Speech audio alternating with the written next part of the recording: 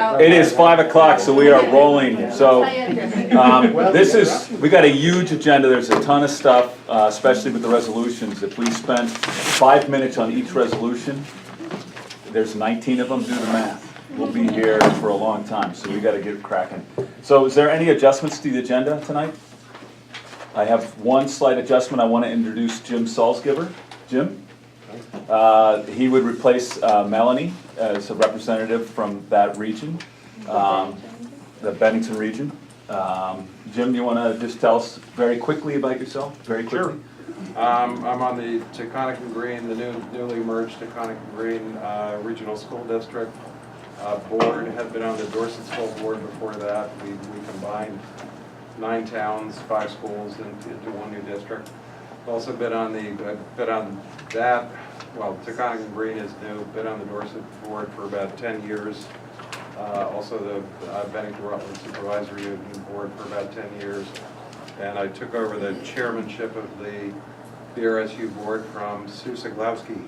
I know that name. Any questions for Jim? I will entertain a motion to appoint Jim to the board. Motion for Mary Kate with a second by Amy. Any discussion? All those in favor, please say aye. Aye. Any opposition? Besides me? We know each other. Any abstentions? All right, Jim, welcome aboard. Thank you. Great, thanks for joining us. As always, our meeting's being recorded tonight, so just so you guys all know that the public is watching. At least our membership is watching. So Jim, that's for your benefit as well. So report from the Resolutions Committee. So we got to keep this rolling, so let's refrain from repeating statements, piling on. If someone says something you like, just say, yeah, me too, or whatever, but we got a very limited amount of time to get through this. This is a little exceptional for us. Usually we can talk about these things because we only have 2 or 3 resolutions, 19 this year. So Clarence? Okay. Everyone received in your packet the Resolutions Committee report that shows all the resolutions where they've been sent back to the board for them to modify it, or at the committee's suggestion. The modified version that they fixed is back, and that's what you have in your packet, just as a point of information. We do these one at a time, but we'll try to go through them very quickly. Number 1 is the Burlington resolution on cost containment, and just to highlight, the committee said to pass the resolution, and the committee received a very similar resolution from Stowe. Given that we have 18 resolutions to consider merging these two, Stowe withdrew theirs, so we won't have a number 13. So this resolution is recommended to pass. I don't know how the board wants to handle this, one at a time, or adopt the whole report at the end. I think my recommendation would be go one at a time. I'm going to make a motion that we pass proposal number 1. Would you make motions, please say your name so I can't So hear we got you. Dan with the motion. Mary Kate? Mary Kate, second. We've got a second on that. Any discussion on this? All right, seeing none. All those in favor of passing this resolution are voting to present this with a recommendation to pass. Thank you. That was very difficult. Please say aye. Aye. Anybody opposed? Any abstentions? All right, Clarence? Number 2 is military discretionary budget be redirected to support tech ed. The committee said do not pass, and it's due to the challenges associated with VSBA advocating for federal funds. The committee favors the sentiment of the resolution and wonders whether it could be connected representatives of Burlington from our counterparts at the National School Boards Association to determine whether this issue is covered by the NSBA current federal advocacy efforts. I'll make a motion, Celeste, to not to recommend this. Do you have a second on that? I'll second it. A second from John. So, Recommend that it do not pass. Oh, recommend that it do not Recommend pass. it, so it's in the affirmative that We agree with the committee's recommendation. agree with the committee's recommendation. Let's do it that way from now on. Okay? Thank you. Any discussion on this? So it would be helpful if, for the record, if we had if we're going to vote to not approve a resolution, I think it would be helpful to have some bit of conversation as to why we didn't do it. Well, I think there was a lot of support in our committee for career and technical education in Vermont, but this didn't appear to be in our jurisdiction as a state board of school boards. So, I was at the meeting and, clearly the request to, change the nation's defense spending budget was sort of a stretch. Okay. So Carrie didn't get the second. I got the motion from Celeste. Mary Kay Mary Kay. seconded. Thank you. Oh, no, Don seconded. I John, second thank you. So I'll say who does the first and the second so you can get it. So And just you Because listen. I'm follow up typing on what the that, motion Gio. Yeah, is. okay, thank I you. think it's important people understand, I don't know about other people, but I would have never voted against this if I felt it was something we could have an impact on within our jurisdiction. But to talk about the military at the federal level and tell them how you spend the money, I don't think that that's what we're here for. Any further discussion? Given none, those in favor of the committee's recommendation to not pass this, please say aye. Aye. Anybody opposed to that? I'm going to abstain Dan MacArthur. Dan Okay. MacArthur with an abstention. All right, so Clarence. Number 3 is, will be included annually in the VSBA negotiation training workshop. The committee says do not pass. The VSBA reached out to the Vermont NEA in order for our VO bargaining process to work. Both parties need to agree on the approach. Unfortunately, we have examples in Vermont where both parties have an interest in bargaining framework at local levels. The training in those districts is available through federal mediation conciliatory services, and the VSBA connects board members with those resources upon request. You can't have participated negotiations if both sides aren't willing to participate, basically.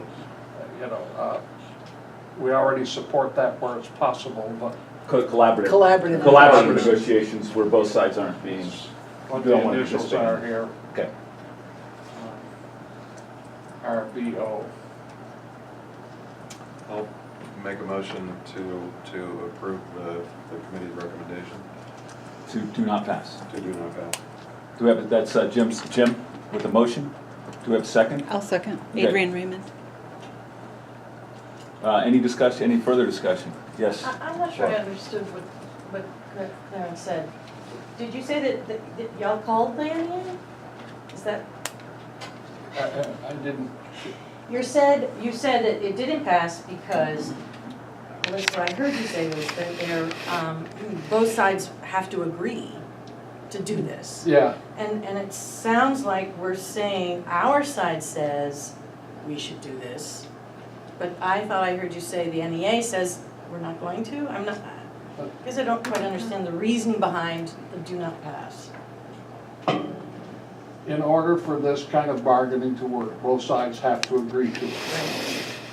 At this point, there is no agreement in the state to do that. If a local board wants to negotiate and their local unit is willing to do this, there is a method that can be used, and we refer them to the mediation service that provides mediation to do this. So they can do it. This resolution, I believe, I'd have to go back, is mandating, wants us to do, everybody to do it that way. Wants us to include it in the training is what I'm reading. Yes. It sounds like they're wanting to tell us how to do our negotiations. Yes, and so we're saying, no, if you want to, you can, there's a way to do it, but it's not for everybody because we don't have an agreement from a partner to do that. Celeste? regardless of whether or not the NEA agrees, I don't believe we need a resolution to add a training to our repertoire. And that's what it's asking us to do, is to train, to add this to our training. Add workshops on labor management models such as, and the collaborative negotiation, collaborative bargaining. So if a school district wanted this in our trainings, how would they go about doing it if it's not through a resolution? The National Mediation and Conciliatory Service provides a method for doing that, the training for doing that. They would train both sides in how to do it. And I'm sure the VSBA That's can help you available, find that. that's already available. What Oh, we but do, through another organization? Yeah. Oh, Not through the I'm sorry. VSBA. I'm sorry, I'm dense, thank you. We do not have the in-house expertise Got to it. do that, but Got it. I have referred districts in the past to the experts that do have that ability to work intensively with districts, because it is a pretty intensive process. Any other discussion? Thank you.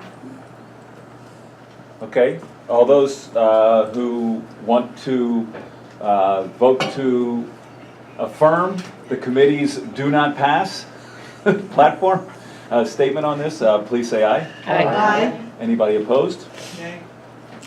Any abstentions? All right, it passes to do not pass. all right, number 4 is show community unifying strategies and negotiations. The committee recommended do not pass. Negotiations is a two-party process. School boards do not have control over the dynamics of negotiations. Some committee members expressed that they could support this resolution, but the boards have no control over how the other side behaves. Perhaps this is a concept that we could explore with the Vermont NEA so that both sides are recognized for their collaborative work. The recommendation is do not pass.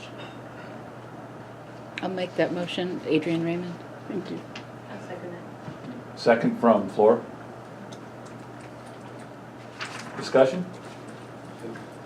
I think one of the things that came up as well was the difficulty of, you say that we should commend certain boards, but what criteria would be used to determine which boards would be commended could get to be very difficult, frankly. It's, Floor? I agree, we can tell the story for each different community. It's not what,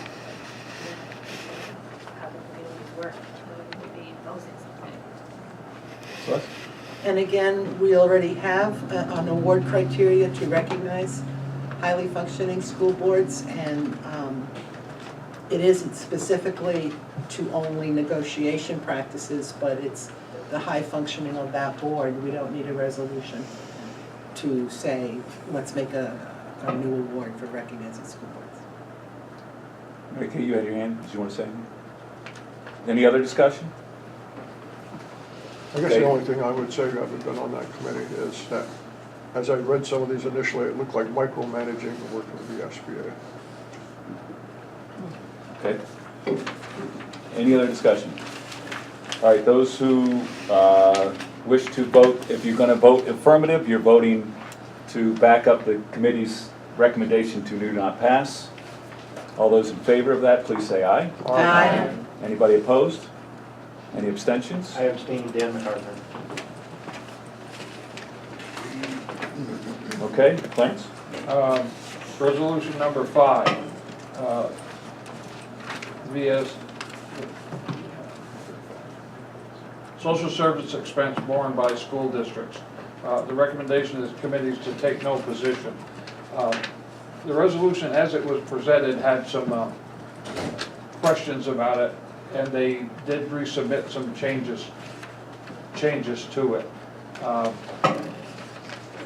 Committee agrees with the sentiment of the resolution, respectfully requests the Burlington School Board to consider the following changes. Delete outside their core educational mission from the first whereas paragraph, and delete non-education from the second whereas paragraph, and change the language of the to it be it resolved paragraph. The committee suggested language be revised so that the VSBA supports a study in consideration of the costs associated with providing social services when making funding decisions and then setting ratios. They choose to, if you choose to submit the revised language, that we'll consider it. They did submit the revised language that we suggested. I'm gonna make a motion that we change the position from take no position to recommend passing. So I'm gonna change for a second how we're doing these, if that's okay with, let's just make a motion to pass and forget about what the committee decided. Let's just say we wanna pass this or don't wanna pass it, or because we don't have to go, this is just the committee's recommendation. We're not bound by what the committee has decided. So Dan, you're making a motion to Pass this resolution. pass this resolution. As redrafted. And I second that, Mary Kate. Okay, Mary Kate with the second to that. Mary Kate, you have something to say? Yeah, so I think when we sent it back to Burlington with requested changes, we didn't, as a committee, make a recommendation one way or the other in terms of pass or no pass. I think there was support among the committee for passing that, but we could, because the language hadn't been changed, we couldn't make a recommendation. So, but I think this is really an important issue. I think generally people felt supportive of that from the committee, and I think it's an important position for us to. That's why we took no recommend. position. They made the changes and now it becomes very, I Right, believe, very acceptable to the We could take a position on committee. something that we didn't have the change language for, but I think the sentiment of the board is to pass it if they made the language change. I think it's important because we are finding so much more of our school board or our school funds having to be earmarked towards the social and emotional services. We want to have that recognized. Laura, did you have something to say? Yeah, so the resolution is just a guideline, I mean, actually, it's not something that we're passed. So this goes with things that we had been working before. So when we talk about like the human services, and we had been advocating back when I think Doug Racine was governor about how to better manage that. So I'm okay with whatever. I don't even feel that we necessarily had to change the language. It's something that we really should be advocating for. Any further discussion? All those in favor of the motion to pass this, to recommend this pass, please say aye. Aye. Anybody opposed? Any abstentions? Clarence? Number 6, strike last year's VSBA resolution 3, school districts innovation zones. The resolution committee recommends that do not pass this. Last year's innovation zone concept originated with Dan French, a former school superintendent and current school leadership coordinator at St. Michael's College, and since the writing of this, the new Commissioner of Education. He brought the innovation zone concept to the VSBA, VSA 7 years ago when we collaborated the development of an agenda for world-class education, and we put the link in to them and where it comes. It did not come from the ALC, even though they have model legislation that uses the same term. This is not the national thing, it just happens to have the same name. They took it from us. Could be. Sounds good. We don't really know that. I took a look at theirs. Theirs is very long and involved. That's not what we're looking for. It's not, it's a little different. Yeah. Sounds like it's a lot different. Do we have, Clarence, anything more on that? No. I'll entertain a motion on this I'll make a motion to to do not pass. do not pass. So we have a motion, do not pass from Floor. I'll second that. We've got a second from Jim. Further discussion?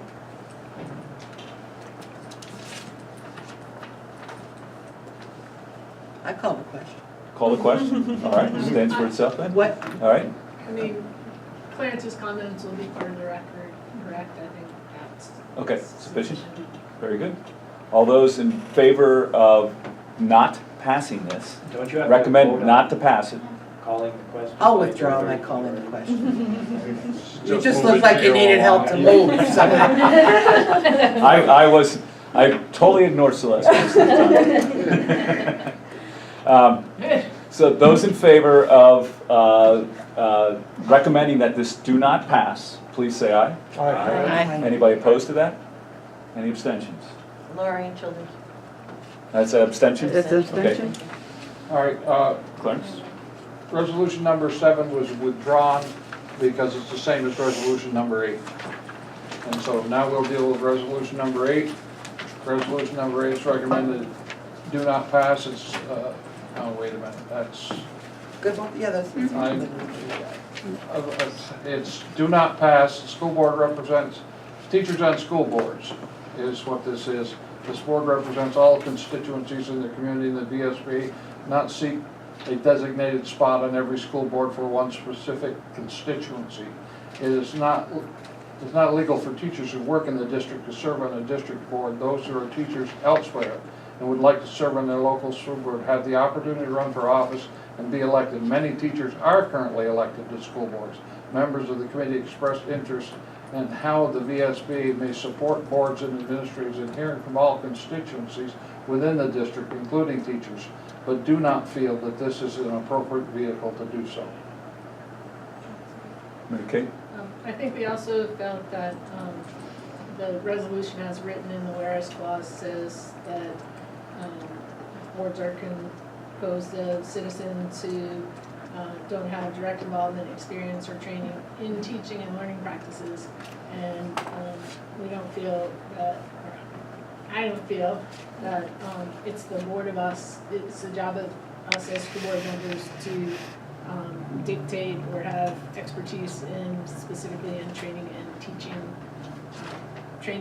and learning practices. That's not part of what we do. We don't dictate learning practices or teaching practices. So having that expertise, somebody with expertise on the board really doesn't help us in what our job is.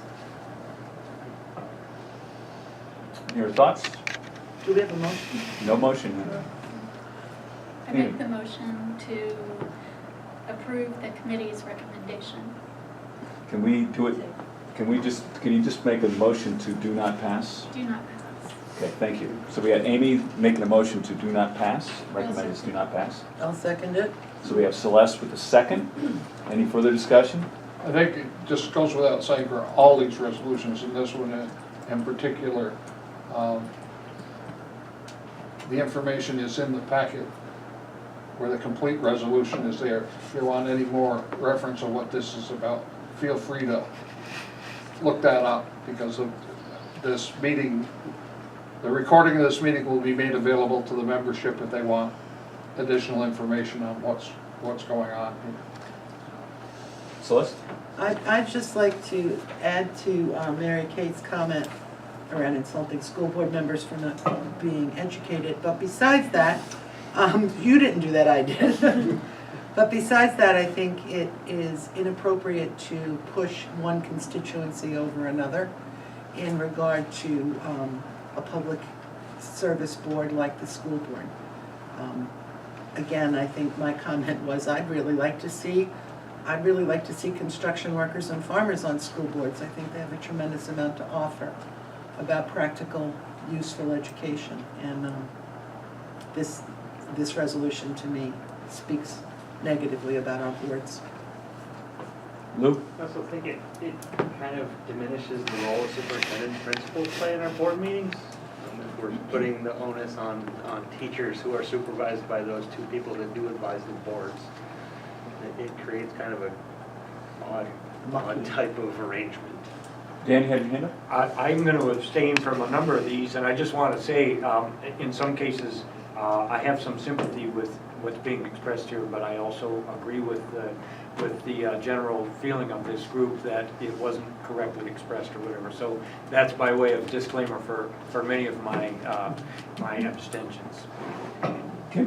I just find it to be a direct conflict of interest to be on board overseeing a budget that's paying the individual sitting on the board. Feels like a direct conflict of interest, or is a direct conflict of interest. Any other? All right, so I assume we're ready. Lori? I feel like I'm hearing a theme of more collaboration, and I don't want us to miss that.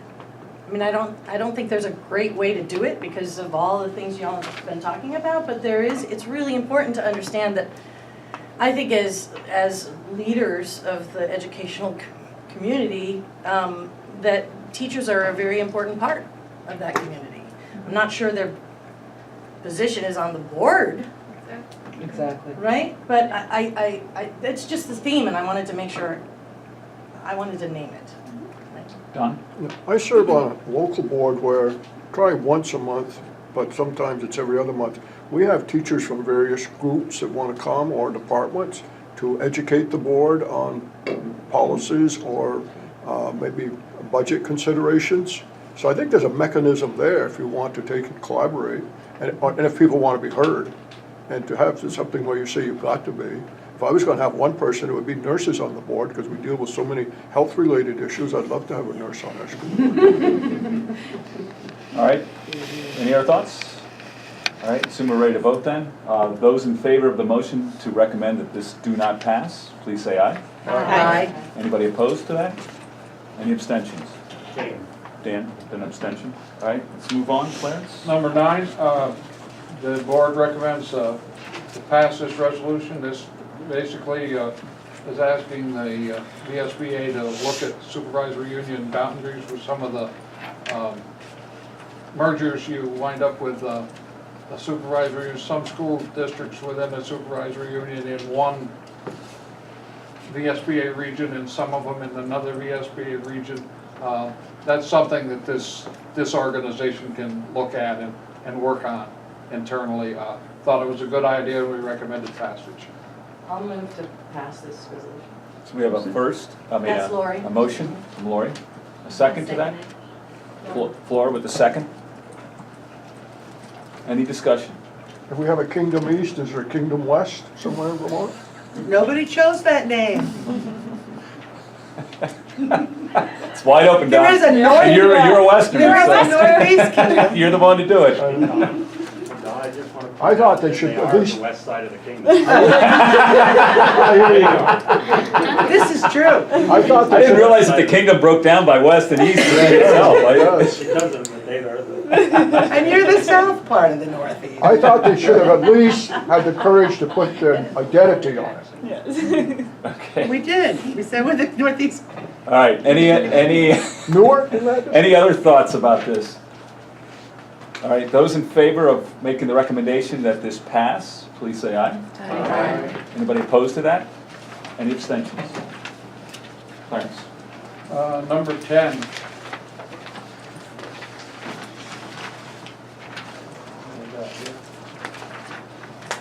Find the right page. We took no position on the resolution.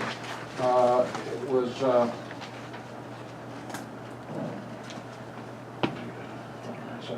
VSBA educating board members. We took no position. The resolution submitted by the Marlboro Board, the committee respectfully requests the board consider resubmitting with the following changes: removing the second resolve paragraph, substantially, and encouraging them to develop and support creative innovations to educational practices.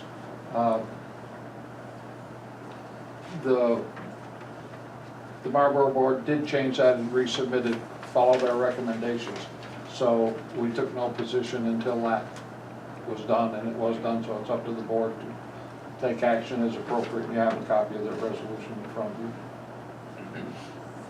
So would it be fair to say that, given the conversation in the room during that committee hearing, that they probably would say yes? With those changes, yes. I would move passage, that we do pass this. Okay, so we got a motion to pass this from John. Do we have a second? I'll second Adrian Raymond. All right, any further discussion on this? I think there was also just some question, certainly in my mind anyway, as to whether or not this is anything new or this has already existed. So whether we're essentially, recruit and train, new school board members. But, if we already have it, then there's actually no reason to oppose it, certainly. I think to a certain degree it reiterates our current position and says it's very important to, we have too many boards in the state where there are vacancies because people don't step forward to be board members.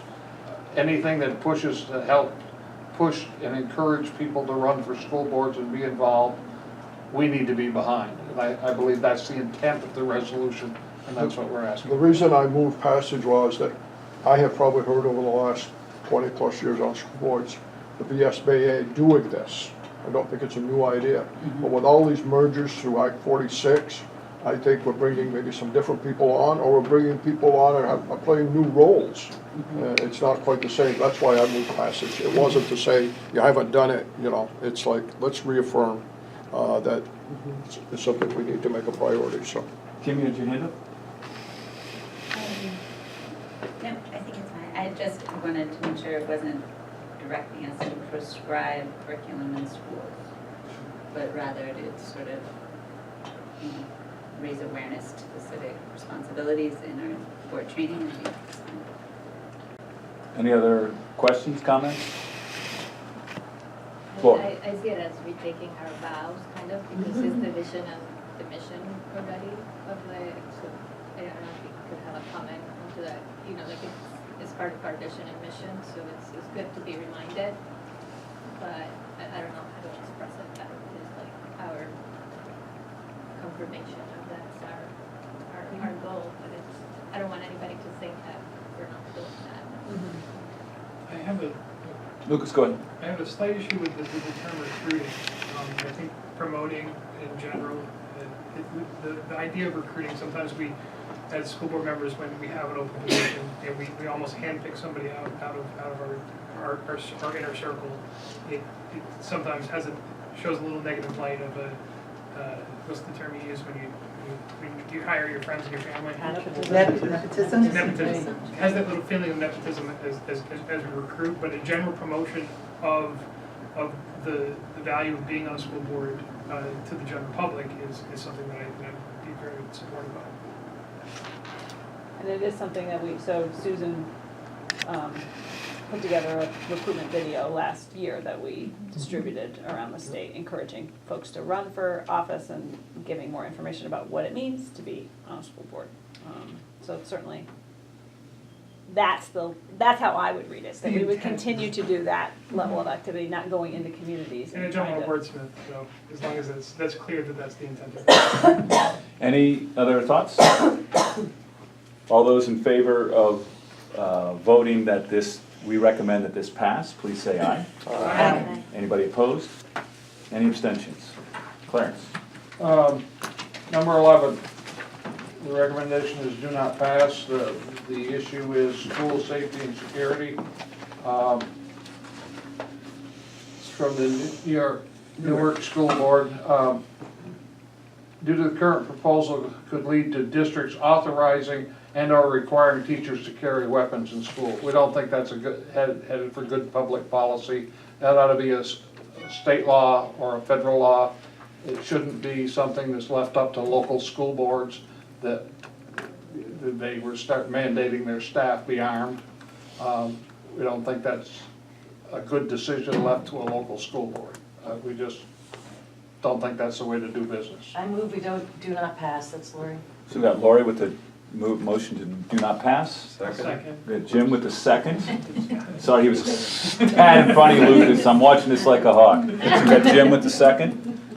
Any more, hey Laura, come up join us. Any more discussion? Seeing none, all those in favor of recommending that this do not pass, please say aye. Aye. Anybody opposed? Any abstentions? Celeste abstains. Can I ask a question of Celeste? Yes, sir. Why did this come from the Newark School District and not Kingdom East? Because she put it onto the computer before we discussed it as a Kingdom East board. Okay. And it was done at their very last meeting, so they were still technically a board. So it's their wording and their recommendation. Okay, Clarence? Kingdom East, Kingdom East. 12 is They're the east of Kingdom East, yes. concern the number of new legislative and educational initiatives and mandates from Rockingham. The Rockingham Board do not pass due to the concerns a proposal could prevent the VSBA from pursuing useful changes to educational laws and statutes. The VSBA is a current resolution in opposition to unfunded mandates and relies on this resolution in order to convey sentiments similar to what are conveyed by the Rockingham resolution. We also have a resolution calling for adequate staffing at the AOE to support current initiatives. As you can see from the list of current resolutions, and here, it's in our resolution book, we welcome a conversation with the Rockingham and the Wyndham Northeast Supervisor Union boards about how to ensure our advocacy efforts effectively convey these messages. Basically, we already have resolutions on this topic, and we don't think that we should be restricted from supporting a new initiative if we happen to think it's good for us. You know, it's the blanket's too wide, so we that's the reason for the do not pass endorsement. I'll entertain a motion here. Motion to not pass. So we got Kim making a motion that we recommend this do not pass. Do we have a second to that? I'll second it. We've got Don with a second. Celeste? I think that, especially in the B resolved, it's really a very broad overreach, and having the VSBA tell the legislature and the governor what they can and can't do is kind of I'll move that. it's kind of a dream come true, but I just don't think we're in a position where we have the authority to tell the legislature, the governor, and the State Board of Education what they should be doing. And that it would be a moratorium on new legislation, Yeah. which we want some legislation, you know. What are we paying them for then? Even some new legislation to repeal something they already passed stupidly last year. You know, Amen. the thing that had to happen with I didn't even forget what it The was. allowable growth rate. Allowable growth Districts. fiasco from a couple of years ago. We needed new legislation. This would prevent something, if this was adopted, prevent something like that. Any further discussion? Lucas? No. No, then you can't, it's like, I'm like an auctioneer, you know? Just bet on the object. All those in favor of the recommendation do not pass, please say aye. Aye. Opposed? Abstained? Clarence? Number 13 is the resolution from Stowe. It was withdrawn by the Stowe board because the Burlington number 1 took the place of it, same concept. 14 is the Taconic and Green on gun control. The recommendation, see where it is. Isn't there a separate handout on this one? Yes. Jim? Does everybody have that separate handout? Addendum. It was, okay. We had a board meeting last night to approve the new form, so. Okay.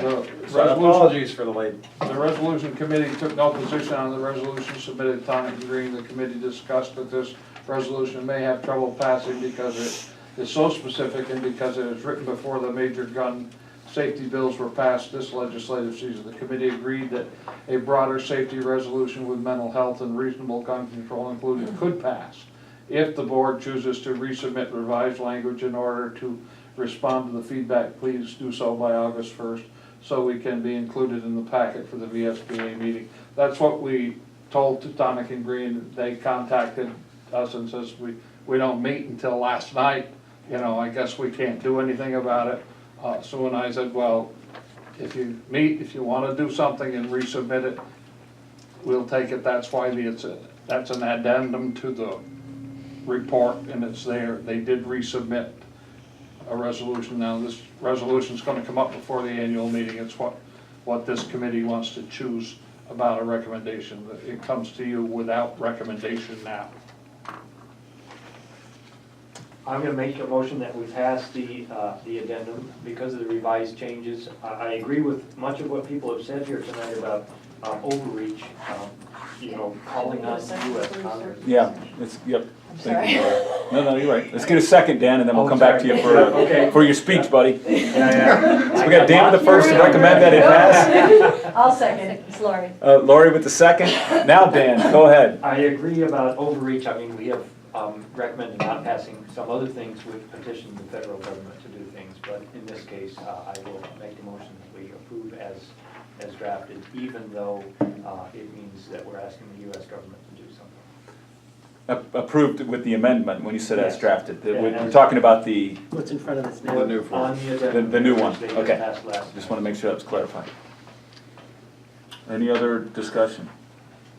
So this is coming from the committee with taking no position. I mean, Mary Kay? we tried to significantly scale it back to, you know, as Clarence said, it was, you know, all drafted before all the legislation happened, et cetera. Actually even tried to make it clear that, you know, there was appreciation for the legislation that was passed from the perspective of school safety. I wanna say thanks for doing it. Well, our board, we did it at a time, and I really appreciate you doing it. Thank you. Neil? I think I agree with the sentiment. The problem that I have is I'm not sure,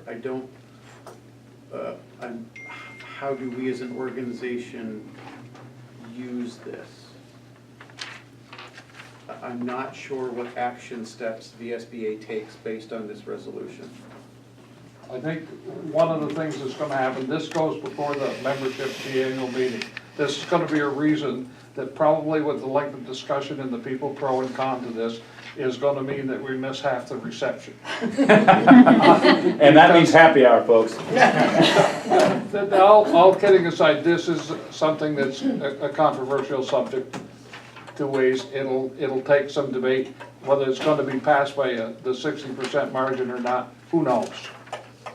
But it came from a board, it's been clarified on what's going forward to the annual meeting. The motion has been made to approve its concept, but I do agree with Neil, you know, making it happen is the two different. If it comes up with an opportunity, it gives the VSBA a reason to support it. Maybe a little increase in attendance at the annual meeting. Mary Kay?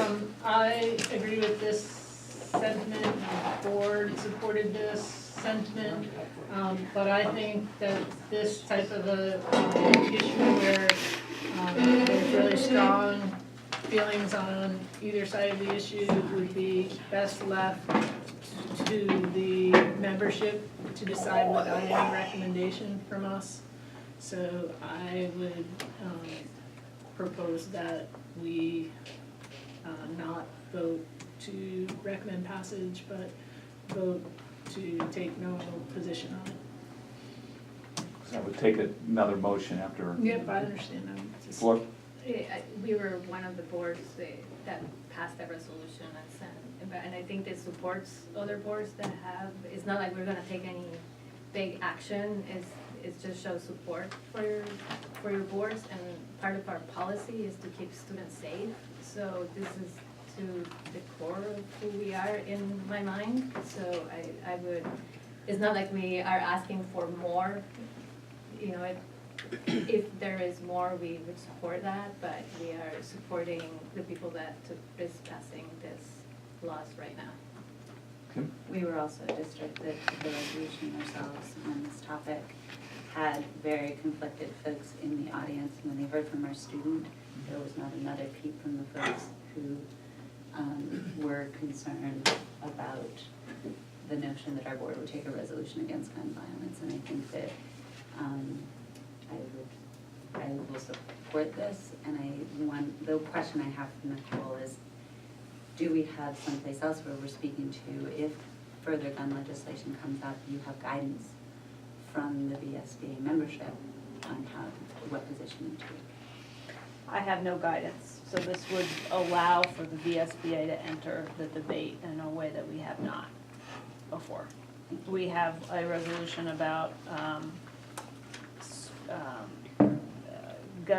schools gun safety zones or something. There was, it actually came from your district. Because we had a neighbor You shooting said the guns. neighbor close to a firing No, it was just an range or enthusiastic just an neighbor. enthusiastic neighbor that you can't fire guns within a certain feet of a school. But that's it, nothing about gun control. Lou? Yeah, I was just gonna say, this isn't necessarily, the way it's worded, isn't necessarily about gun safety. It is about controlling certain firearms. It's not even talking about all firearms. I mean, it's not, the way I read it, it's not about student safety at all. I mean, the sentiment is clearly about student safety, but the be it resolved part talks about banning certain types of firearms, and that seems like an odd position for us to be taking. Could I have clarification on what you mean by that? When I read be it resolved, I don't read that sentence. Oh, okay. I know It's further. Yes. Thank you. Armor piercing bullets on a rifle. I guess I have no problem, but And Yeah, does everybody see that on the back? full Yeah. disclosure, I am one of those sportsmen. I own several firearms, and I completely support gun control, but that seems like an odd way to go about it as a school board association. Dan, you haven't spoken on this yet, or have you? I made the motion, but, Yeah, and then you had your little speech. So I'm gonna make sure everybody's talked before we come back to you. yeah. All right, so Laura, we have a new one. Having been pretty in-depth in this debate in the legislature, I really am looking at this and wondering, I mean, the actual words actually matter. And so,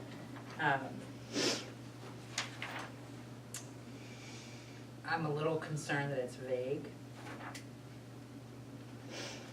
That it's vague and that it doesn't actually, I don't know.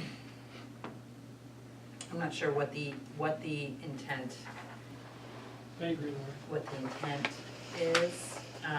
If the intent, so there's pretty significant actions taken this year. And so it seems like it might be possible to be more specific, given that there were really significant actions taken this year. So it'd be hard for me, I think, to support this as it is. I like Mary Kate's idea of bringing it forward With no with no position. Or asking for even more clarification if possible, or more specificity. The redraft was partially in response to a view that it was too specific before. And that the situation had totally changed. But, so it's, it's a hard thing to come up with the right drafting for, sure. I kind of like Mary Kate's suggestion.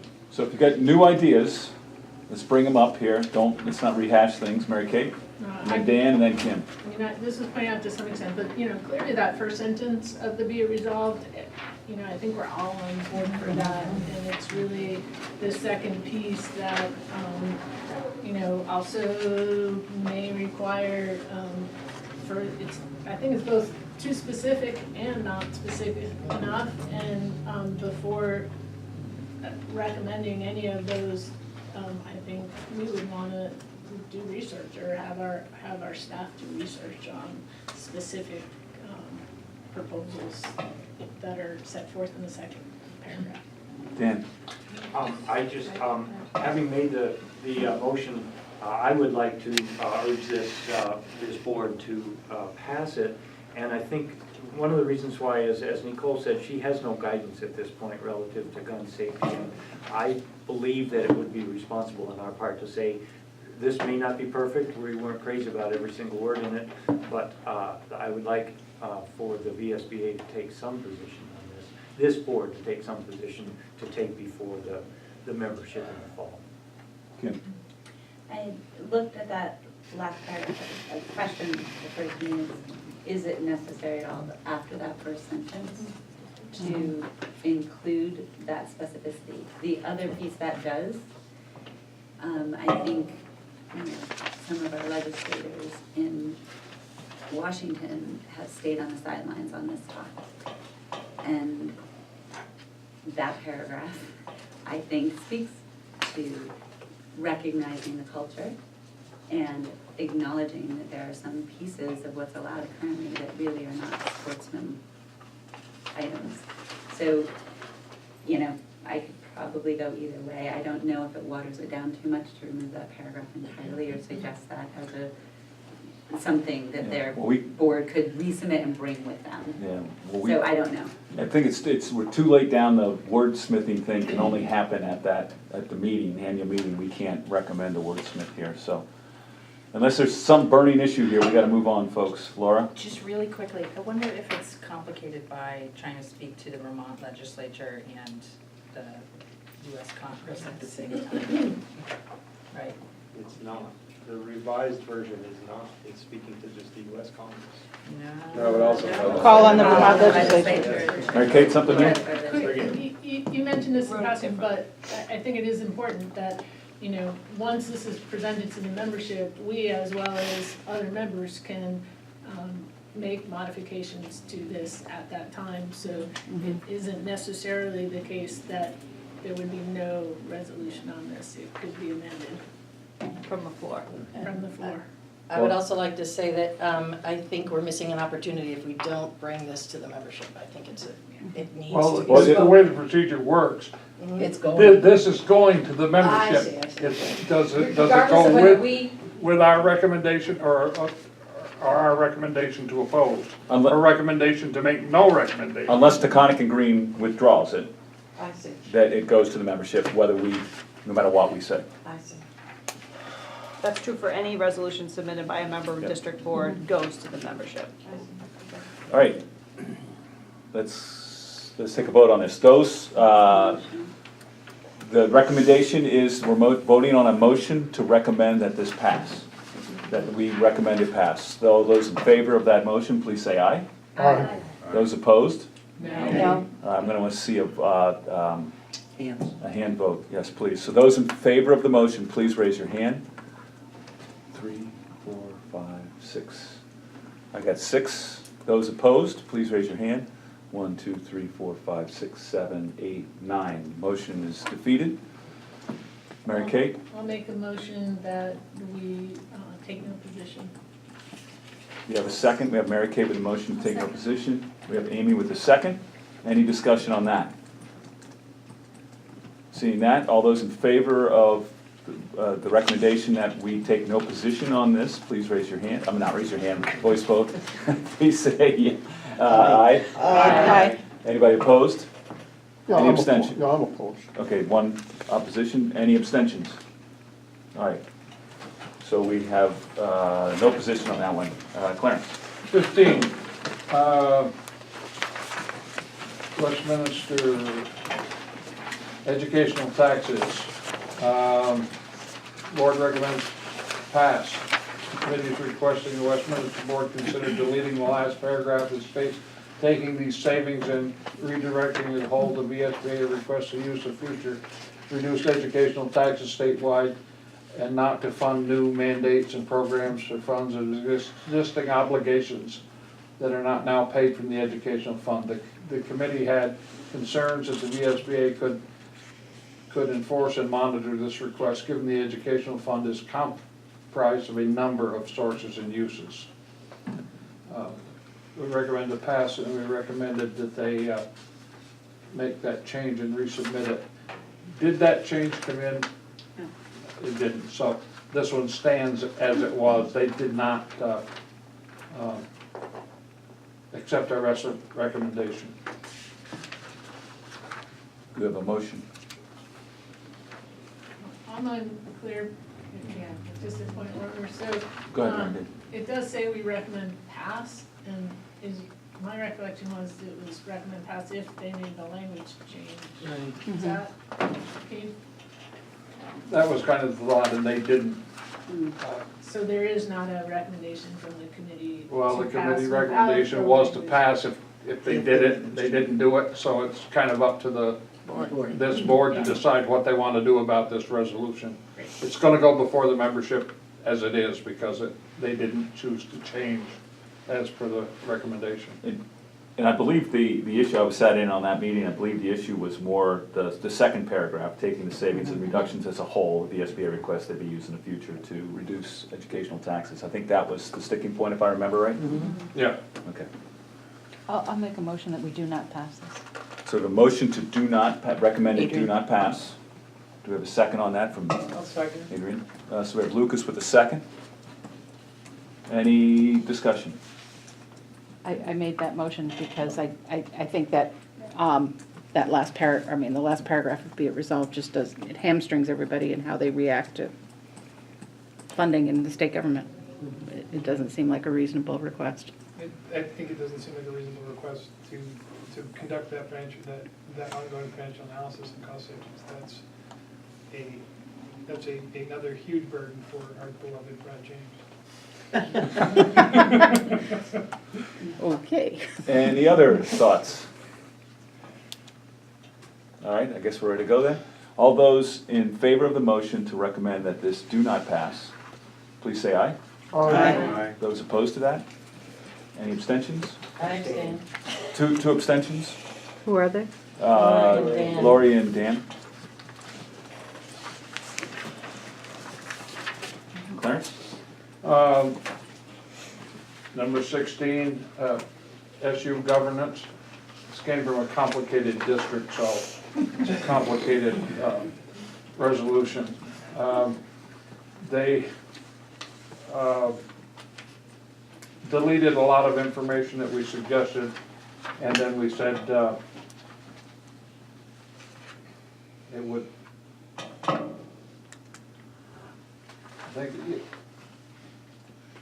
think we said they would pass this, if I remember right. I think they have that. Take no position. Take no position. This one, I'll tell you what happened with this one. One of the committee members was sitting there and he says, well, all this information in the beginning that you're objected to is something I added to it for clarification. It's not what the board approved. Well, we said, take it out and it makes sense. So Gio took it out, resubmitted it to us. You don't have to name names. Well, we're gonna get there. And It was referred to as junk, if I remember right. so, Thanks, Dan. so it was, Idea. so then we could recommend that the passage of it with this information taken out. But it There's a was, lot of specificity about the composition of the Yeah. specific Why. board involved and why. so, there was a lot Confusing. going on. Dan, you had your hand up first. I just want to say, I felt originally that the Let's get a motion on the table Okay. first. I will make a motion that we pass this.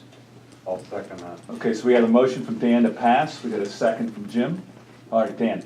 And so my objection to begin with was it felt like VSBA was being asked to intercede in a specific situation which should have been handled at the SU, but all that language has been now removed from it. And whereas be it resolved is really what it comes down to, and I support that, the sentiment of that. Jim? Yeah, I just wanted to speak to it, because when this came up, Geo's dealing with in their district with a situation where they essentially got turned down on what the SU board composition is. We had a very similar situation. We got approved very easily. So I think, that pointed out to me that, we had a problem where we had one district that was close to 70% of our SU, and they were gonna end up having about, 30 or 40% of the vote. And that was gonna actually probably kill our merger, frankly. So I think the rules, the basic old 3-in-1 rules, especially with Act 46, are, a little bit, they do need a relook. So, I was very supportive of, just being in the same situation and having a different outcome. That, to me, speaks volumes about it being something that needs to be considered. Okay.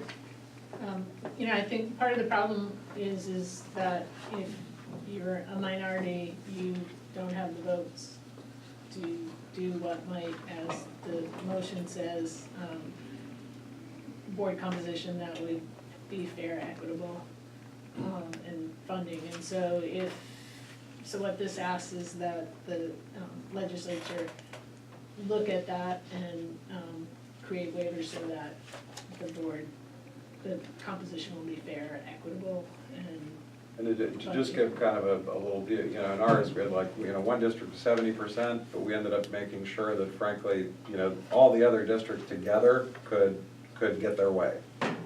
There are ways to solve it, but it's not easy. Right, and if the minority, if the majority is like, well, forget you, screw you guys, then Then that's not gonna then work. it's not gonna work, so we're asking the legislature to take a look at that. Any further, Adrian? Oh, just I only had one response from my board on all of the resolutions, and that was on this one, and it was a wholehearted support that they take a look and change the requirements. It's just too rigid. Any other, thank you, any other conversation about this? Kim? Is there a law around it, like representation on issue? Yeah. But are they, I guess, how much time and energy do we envision? Is this just if something comes up versus you taking an active role in lobbying this versus being able to respond to it because this provides you revenues? So I fully anticipate the agency is going to lead a process for a review of many provisions of Title 16 post Act 46, because frankly, a lot of pieces don't fit anymore. And so what I would see is this then has us bringing this issue to the table as part of that review. Another minor piece of info is, the consultant on our merger that, helped us get our structure and all was Dan French, so. He's quite aware of the situation, so I've got some there. We need to be moving on here, folks, we're starting to fall behind. Any other further discussion on this one? All those in favor of the motion that we recommend that this pass, please say aye. Aye. Anybody opposed? Any abstentions? One abstention from Lucas. Clarence? 17, Act 46, consolidation of debt. The recommendation of the committee was do not pass. The discussion at the committee level with this basically was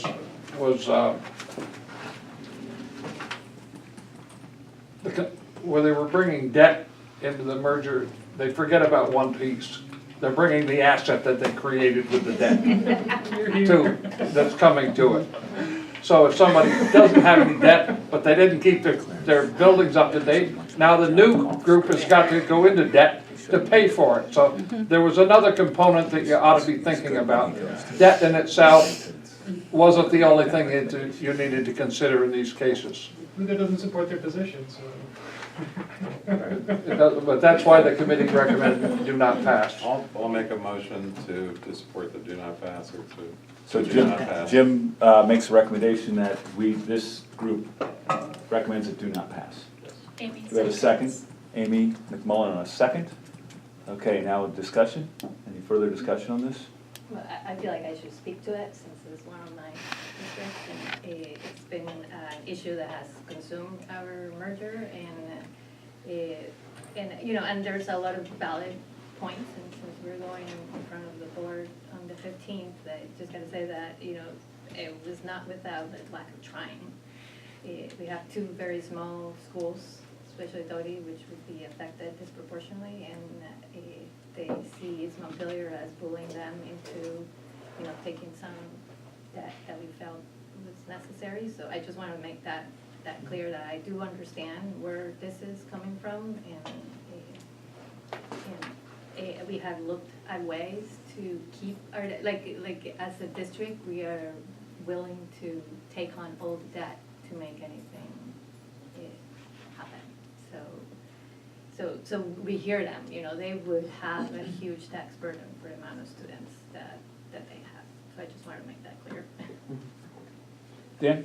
I'm going to vote no, but I don't want to extend this conversation any longer. The only reason I'm going to vote no is because there may be situations where, in fact, the asset is not comparable to the debt, and so I'm going to vote no, but that's all I'm going to say. Any other thoughts? I think this could have easily come from the Danville School Board. They're being asked to merge with the Cabot School District, which brings with it debt and more of a liability than an asset.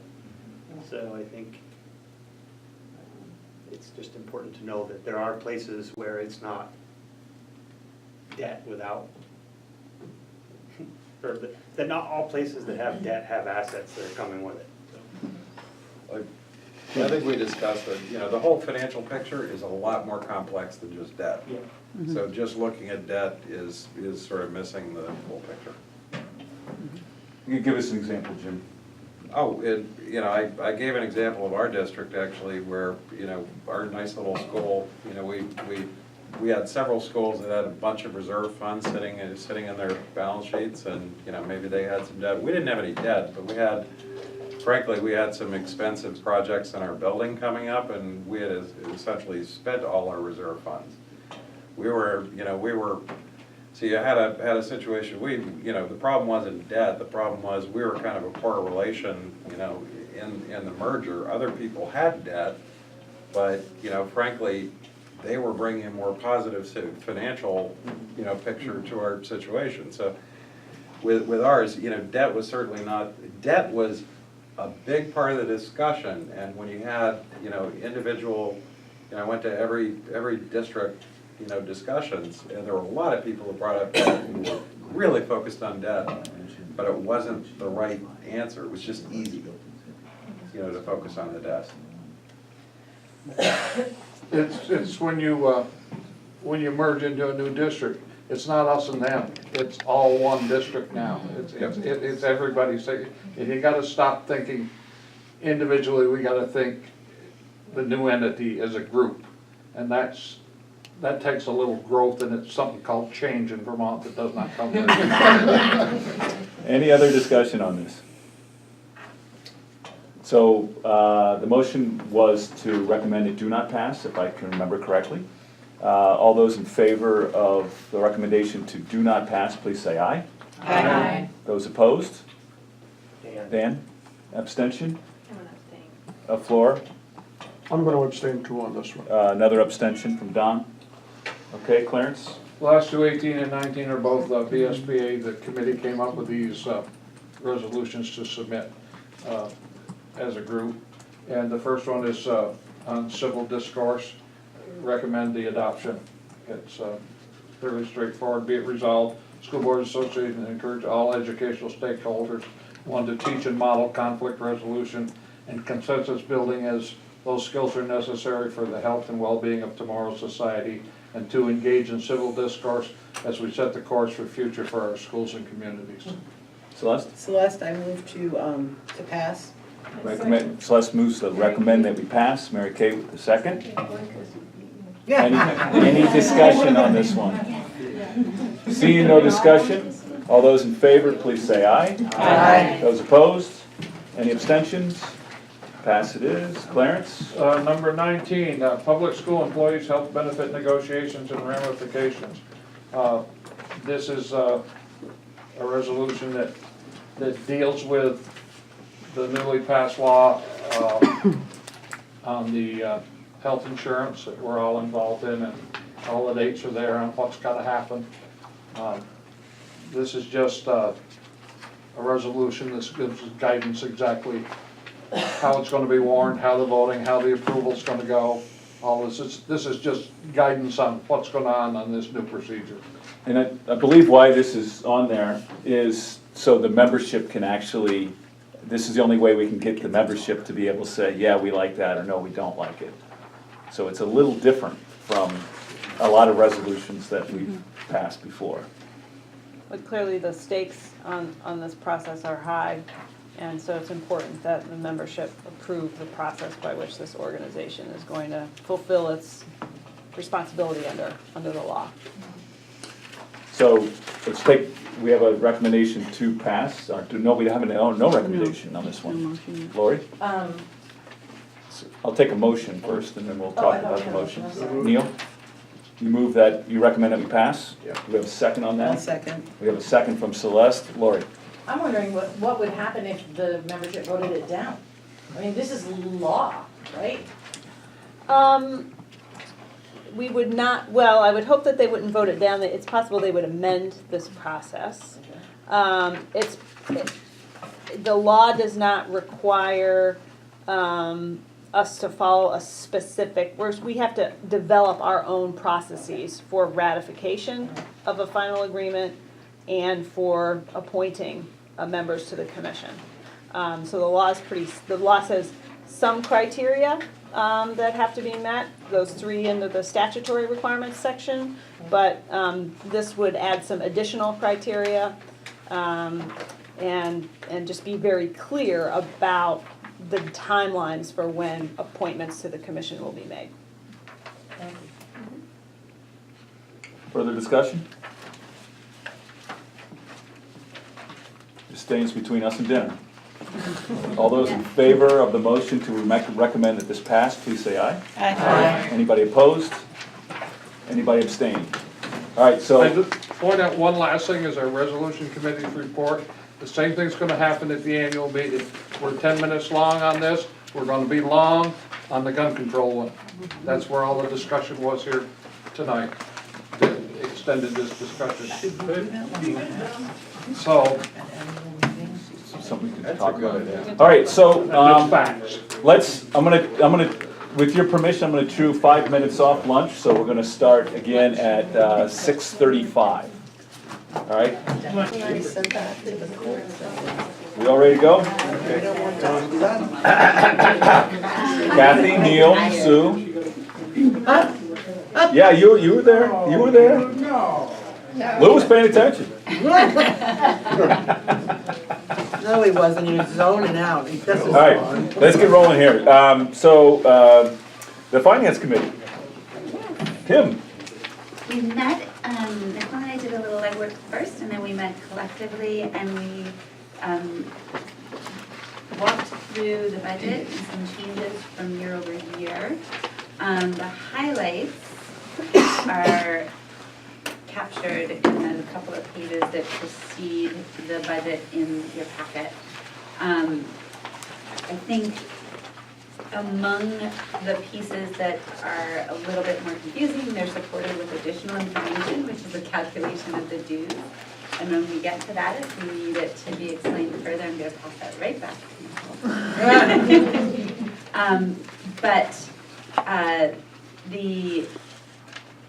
we are looking at using less as a percentage of the carry forward than we had in previous years. We are, in terms of the income highlights, we have a fairly conservative margin that we expect on the annual conference. We are holding that where we had budgeted before, and we end up a little bit over that typically. In board development, we look to see an $8,500 margin. I think that we find that we are looking at outsourcing some of the work like policy governance, and that has a small margin over what the consultants are charging for the work. So I think that is a piece of that. The carry forward here, if you'll remember, we set up a policy that looks at protecting 4 to 6 months worth of our expenses, our operating expenses, and that we're holding at restricted assets of $200,000. We had used some of our unrestricted funds to support our transition on dues, if you'll remember. When we changed the due structure, there were going to be some winners and some losers by large margins, and we took that change, that ultimate change, divided it by the 3 years transition, and we're in year 2 of that transition. So that is primarily where we are using that unrestricted fund balance. The contract database is the offset by what we expect to get for the fees. For using it, the dues, I think I hit it at the high level of where we are in the process in a 3-year transition. Is there any either questions on that or more that you want to add to that? There's an awesome 2-pager that describes the dues. Yeah, I think just, for those of you who are relatively new to the board, or if this is your first go-around with the budget, when we changed the dues structure from an individual district assessment to an SU or SD assessment, where ADM became a factor in the calculation, that did, as Kim said, that led to some pretty significant spikes or drops in dues that were assessed. And the decision of the board in the past has been to, throughout, not only spread those increases and decreases over time, but to keep the amount that's raised by dues, the amount that goes into the formula, level during the 3-year transition period. So you're, as a board, not technically raising the amount to be raised by dues. Because of the way the formula works, we'll start to collect more revenue as we approach the 4th year. So there's a disconnect between, later on, you're going to be asked to make a motion to raise a certain amount of money in dues and what appears in the budget line item, because the formula is designed not to yield that amount until the 4th year of implementation, so until we're beyond the transition phase. So that's why the two numbers don't look the same. And the board also had made a commitment in prior years to use fund balance or unrestricted assets to essentially operate at a deficit, although we're going to be shrinking the amount over time along with this phase in, so that we don't need to increase the amount raised by dues during the transition phase. So last year, we budgeted $31,000 in unrestricted net assets in order to balance the budget. We anticipate having to use less than that. And this year, the budget includes $20,000 in change in unrestricted net assets, which is a 3.5% decrease in what was budgeted last year. So we're trying to reduce our reliance on one-time money as we get closer to the full implementation of the dues transition. And while we're not changing the amount to be raised by dues, individual districts may see increases because of the way the formula works during this transition. And decreases. And decreases on both sides of that. So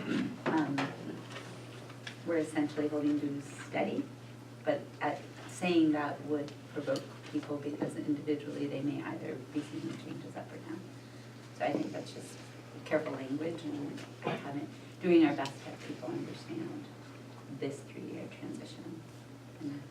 And we did, in November, send a letter to all boards, giving them SU and SD board chairs and superintendents, so giving us our estimate of what the FY19 dues were going to be, so they could build them into their budgets. And I had another thought that just left me. That was a good one. So maybe it'll come back. You think it's confusing? Yeah. Policy services, we conducted 3 of those audits this year. We expect 3 in the coming year. The public policy piece is the collaborative that we do, and that we had budgeted more. We had a transition in our staff as Emily left and Sue came on, and we expect that we need another, I'm trying to remember, Nicole, that is the body of work that we're doing and getting paid from our partners, and that is all going to be handled in-house this time around. Yeah, so we're out, FY18, we're out of, over budget. So we're under budget in terms of the revenue that we brought in, and we're over budget in terms of the expense because we had to cover for Emily's loss, and so we're projecting to return back to the historical state of affairs, which is it's an income generating activity for us. Our publications for the essential work of boards, the consulting income, it was incorporated into board development, so that where we, that body of work is in there with the margin, right, Nicole? Yeah, so, yeah, We're basically netting out what we're paying consultants and putting that margin into board development. Did I get that right? Susan and Nicole, I think so. Yeah, right? so the only consulting income we were deriving was from policy governance, which is really board development work, and so it didn't make sense to continue to separate that out. We can still track which contracts we have that are devoted to policy governance, so if the board has a question about how many districts we're supporting in policy governance, we can answer that question, but it doesn't seem to make sense to have an entire line item devoted to outside consulting when it's just that one service. Just kind of curious on that, because we're actually hiring Val Gardner to do more work and all that. So how does that, portion of that gets paid to her, portion to VSBA? Or how does that work out? Because we're going to be, using her consulting services for policy governance. Yeah, so because we actually had a meeting with the policy governance consultants a week or two, a month ago at this point. I think we need to revise the structure of the service because right now we process, Val doesn't like doing contracts, doesn't want anything to do with having to manage all that stuff, so we do the contracts, but it ends up being a really small margin for us to process all the invoices and it's actually a lot of work for them to sort of create their invoices and count their hours, so we're thinking of moving to a package that doesn't have an hourly billing process, so, but currently, I think it's a 10% margin on the contract that goes to the VSBA to service the contracting agency, and fiscal agent for the work. I guess it's not really fiscal. List search income is another area where we provided superintendent search services and done that with consulting arrangements, and I think we're expecting how many people to be involved? Three searches. And again, that net number when we get to the expense part is 1,000 per search. And the service agreement has been a little bit of a shift in how we contract with VSBA and where those resources, the money from VSBA can be used in the overall agreement for the year and the support of their efforts and their support financially of the work we do in supporting good governance through our organization. So the VSBA agreement is in here, I think it's in here, right, Nicole? I just realized I don't think the budget, the VSBA service agreement budget is in the packet. Okay. And I just saw that it references an attached. Yeah. I know that we had looked at it as a finance committee, but do you want to take a second? Yeah, so we,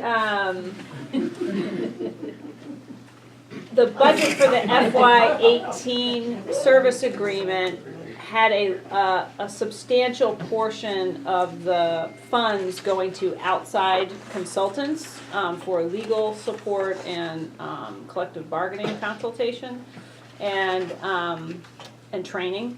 And we ended up not spending funds on outside consultants, so we gave back, or we didn't collect the last payment from VSBA, so we gave back $53,000, or never got $53,000 of the service agreement because we weren't going to spend it, and we're not in this to make a profit off of the service agreement. So seeing that was going to be the case, I had a conversation with Laura from VSBA, and then she had a discussion with her board about reallocating the service agreement budget to cover more of VSBA staff expenses, because in fact we are doing a lot of the work that's called for in the service agreement, including a lot of my time being spent on health insurance, and bargaining.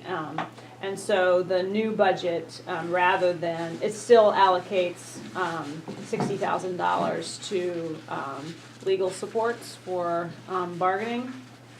And $75,000 to training supports around collective bargaining through Joe Blanchett. But the remainder of the service agreement is covering percentages of VSBA employees rather than being earmarked for law firms that we don't use. We have 2 attorneys on staff. That's right. Blessed. I move that we approve the proposed budget as presented by the Finance Committee. Got a motion to approve the budget from Clarence. Got a second from Lori. Any further discussion about the budget? Jim? Just one question. What's the current level or the June 30th level of restricted and unrestricted assets? And is there sort of a fund balance, presentation too?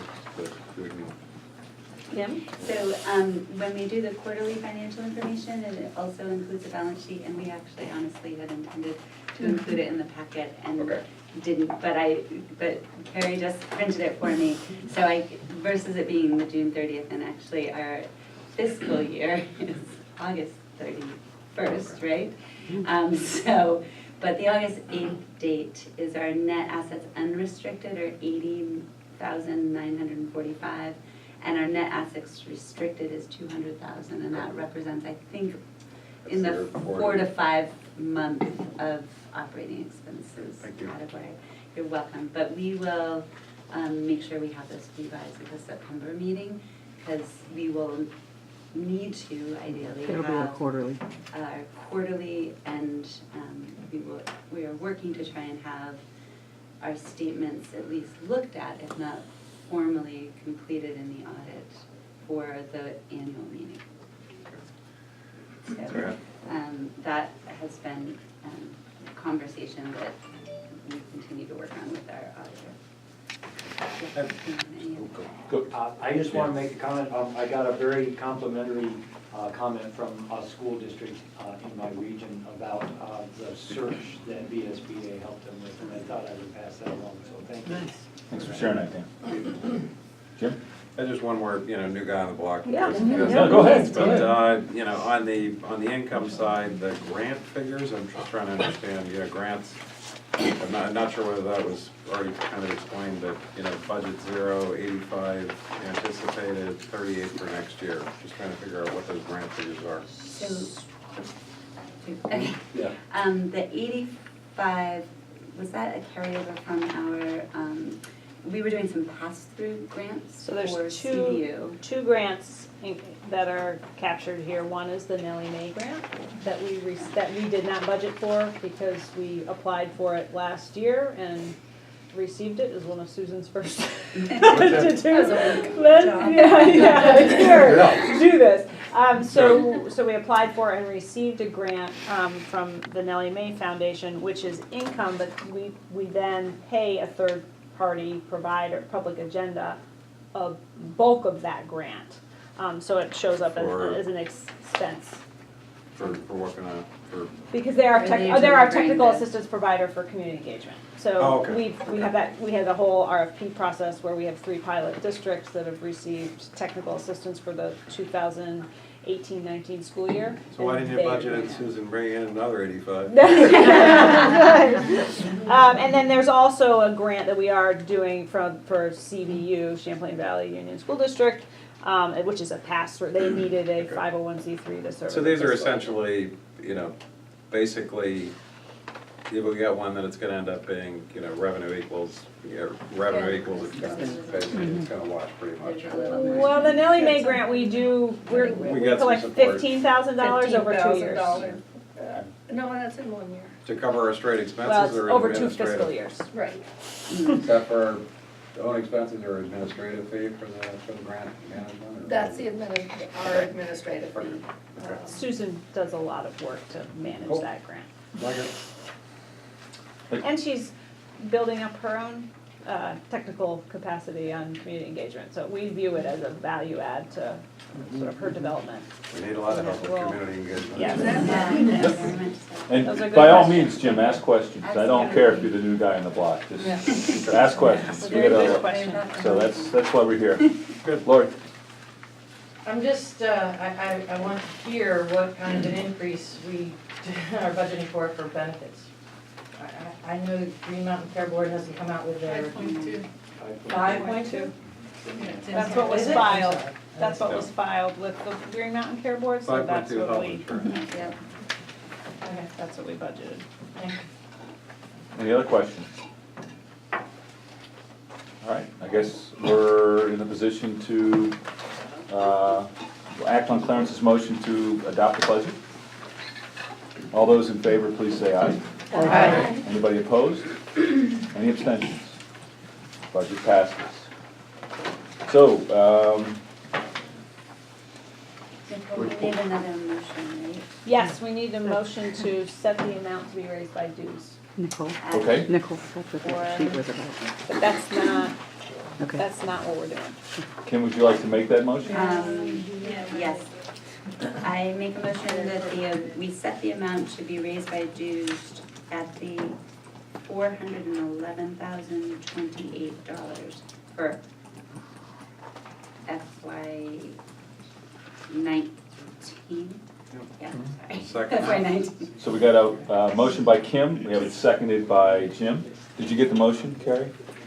Kim made a motion to state the amount to be raised by dues to be $411,000 for FY 19. 411 028. 028. 411,028.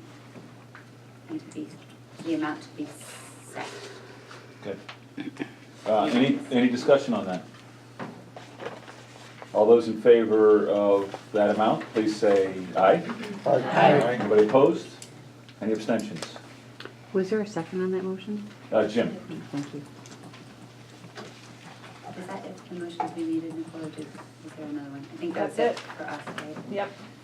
All right, thank you. Good catch. And nice work by the financial committee there. Thank you. Dan? So, I wonder about this, school districts, I believe, have to be authorized on a yearly basis to accept and expend monies from grants. Does that not affect us? Maybe we should do that just to cover your butt kind of thing?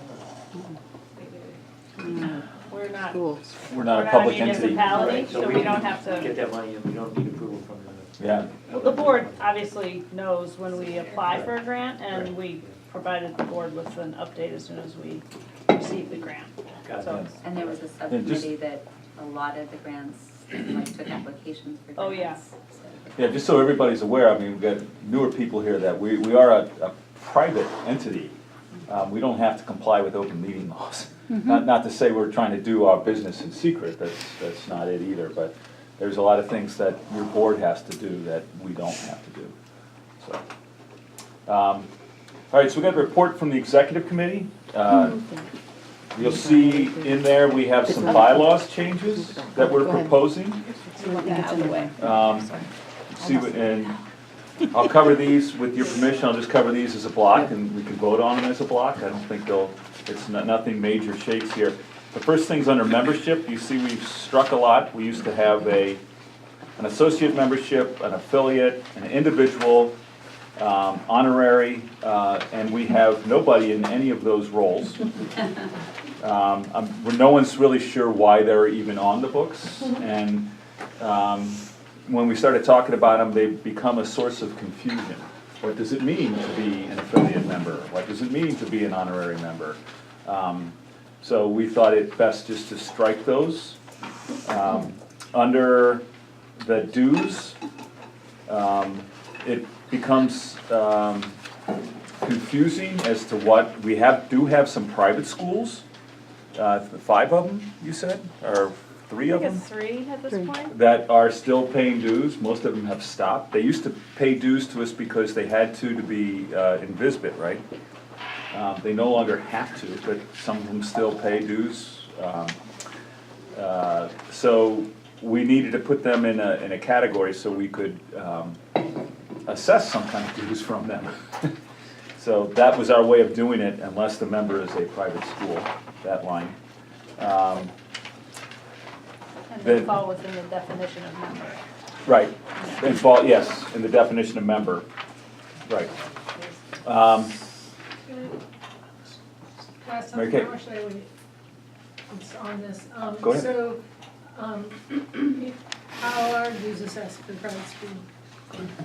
So we haven't had a clear methodology, which is what I asked the executive committee for guidance around, and their belief was it should be the same methodology that is used to calculate dues for public school districts, and so they would receive the 50% assessment and then the charge per enrolled student. So unless, to me, sounds like it would be different for a private school, in terms of, it says, so dues. So Are calculated- supervisory unions and supervisory districts shall be the entities upon which the VSBA calculates and assesses dues unless the member is a private school. There is no SU or SD in that context. And so then we deleted references to dues assessed to supervisory unions / districts shall be calculated as follows, and said dues assessed to members. Okay, got it now, thank you.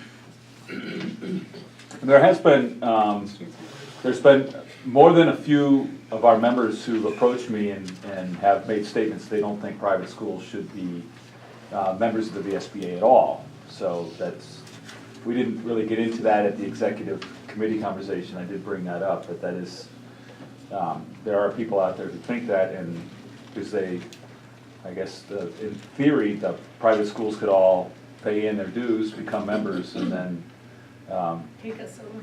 yeah, have a takeover, a hostile takeover, whatever.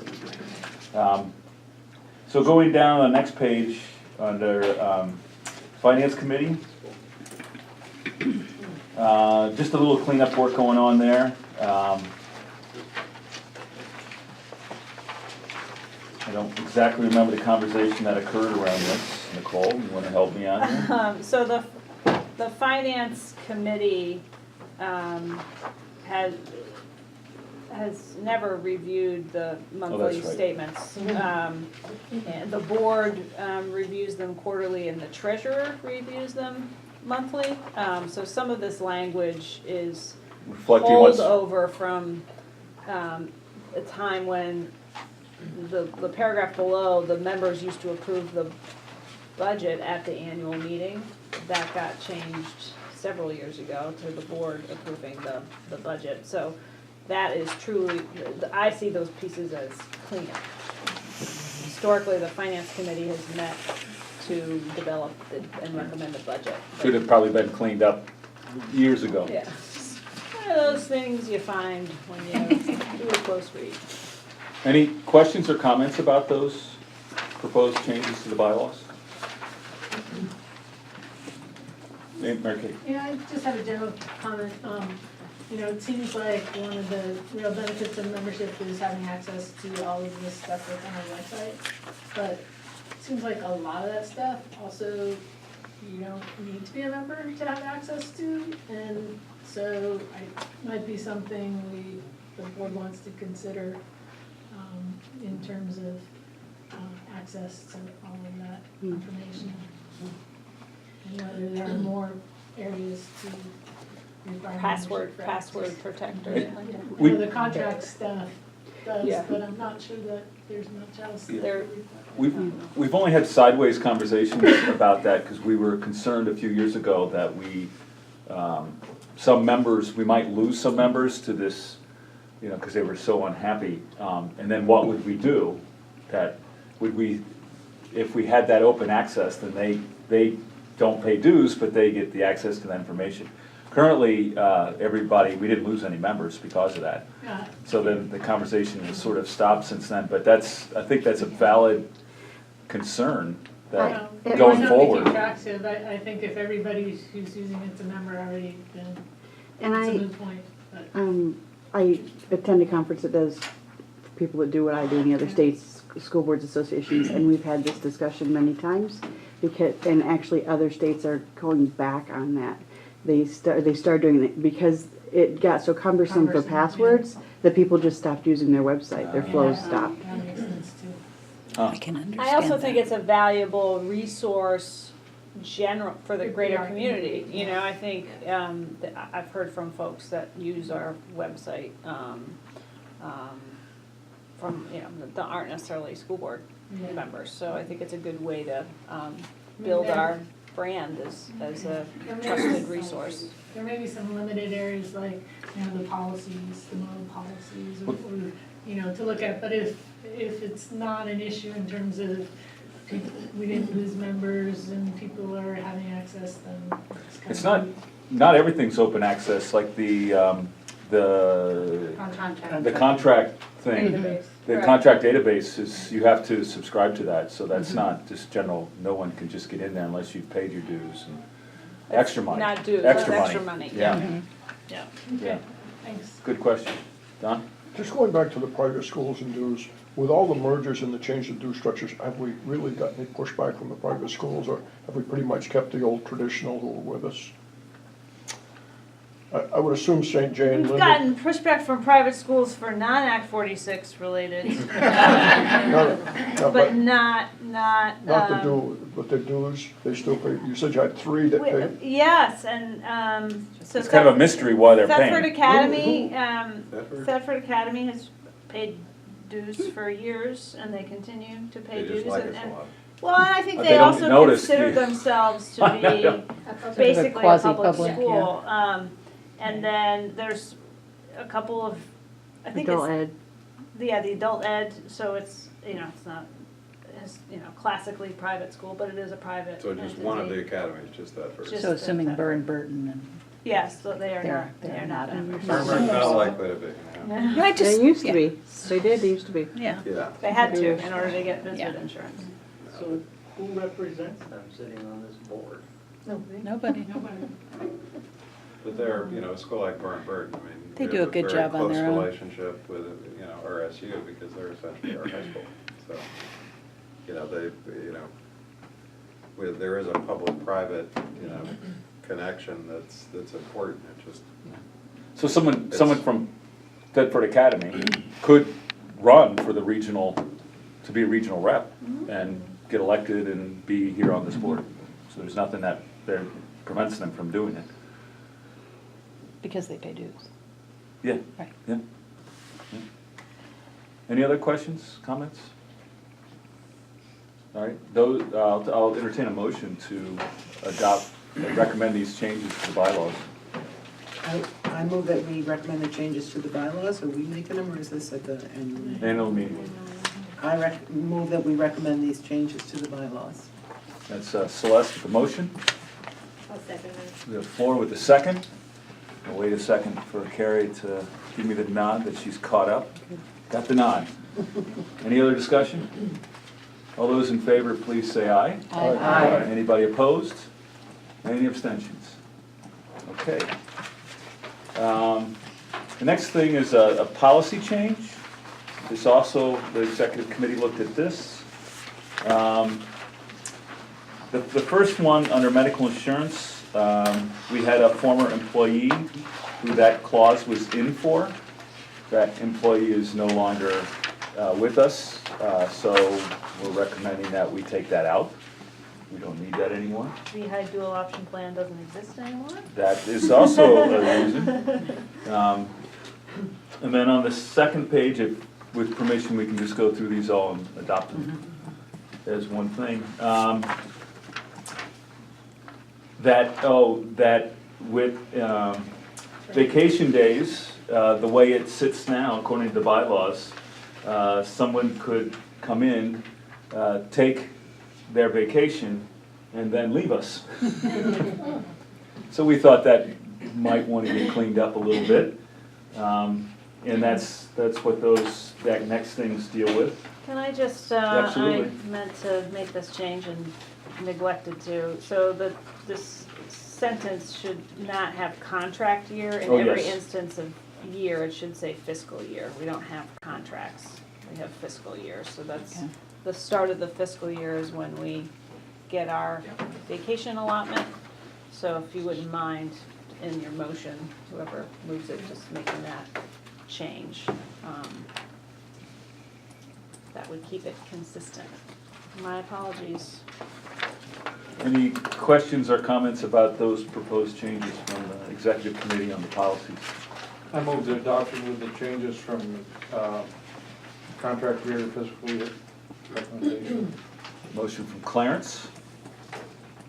I'll second it. Celeste with the second, much quicker than you, Amy. Sorry, Amy. For discussion, my question is, are we taking up association meetings separately? No, we'll vote on them as a block. Are we adding that policy? No, that's a different different. policy, Yep, and that's- that's under the consent agenda, I believe. Okay. It's a different policy change. I just wanted That's to a make board sure. policy versus Yeah. a personnel. It shows up in the, it's right Thank next you. to it. so Yeah, sorry, that's thank fine. you. Any questions, comments about that? All those in favor of the motion to recommend that to pass this, not to recommend, to pass the policy, please say aye. Aye. Anybody opposed? Anybody abstaining? All right, that policy change so happened. So, the last meeting we were at the, I think it was a retreat, wasn't it, the last meeting? You folks gave the executive committee the power to recommend some appointments to the VHI board, which we can do now under state law.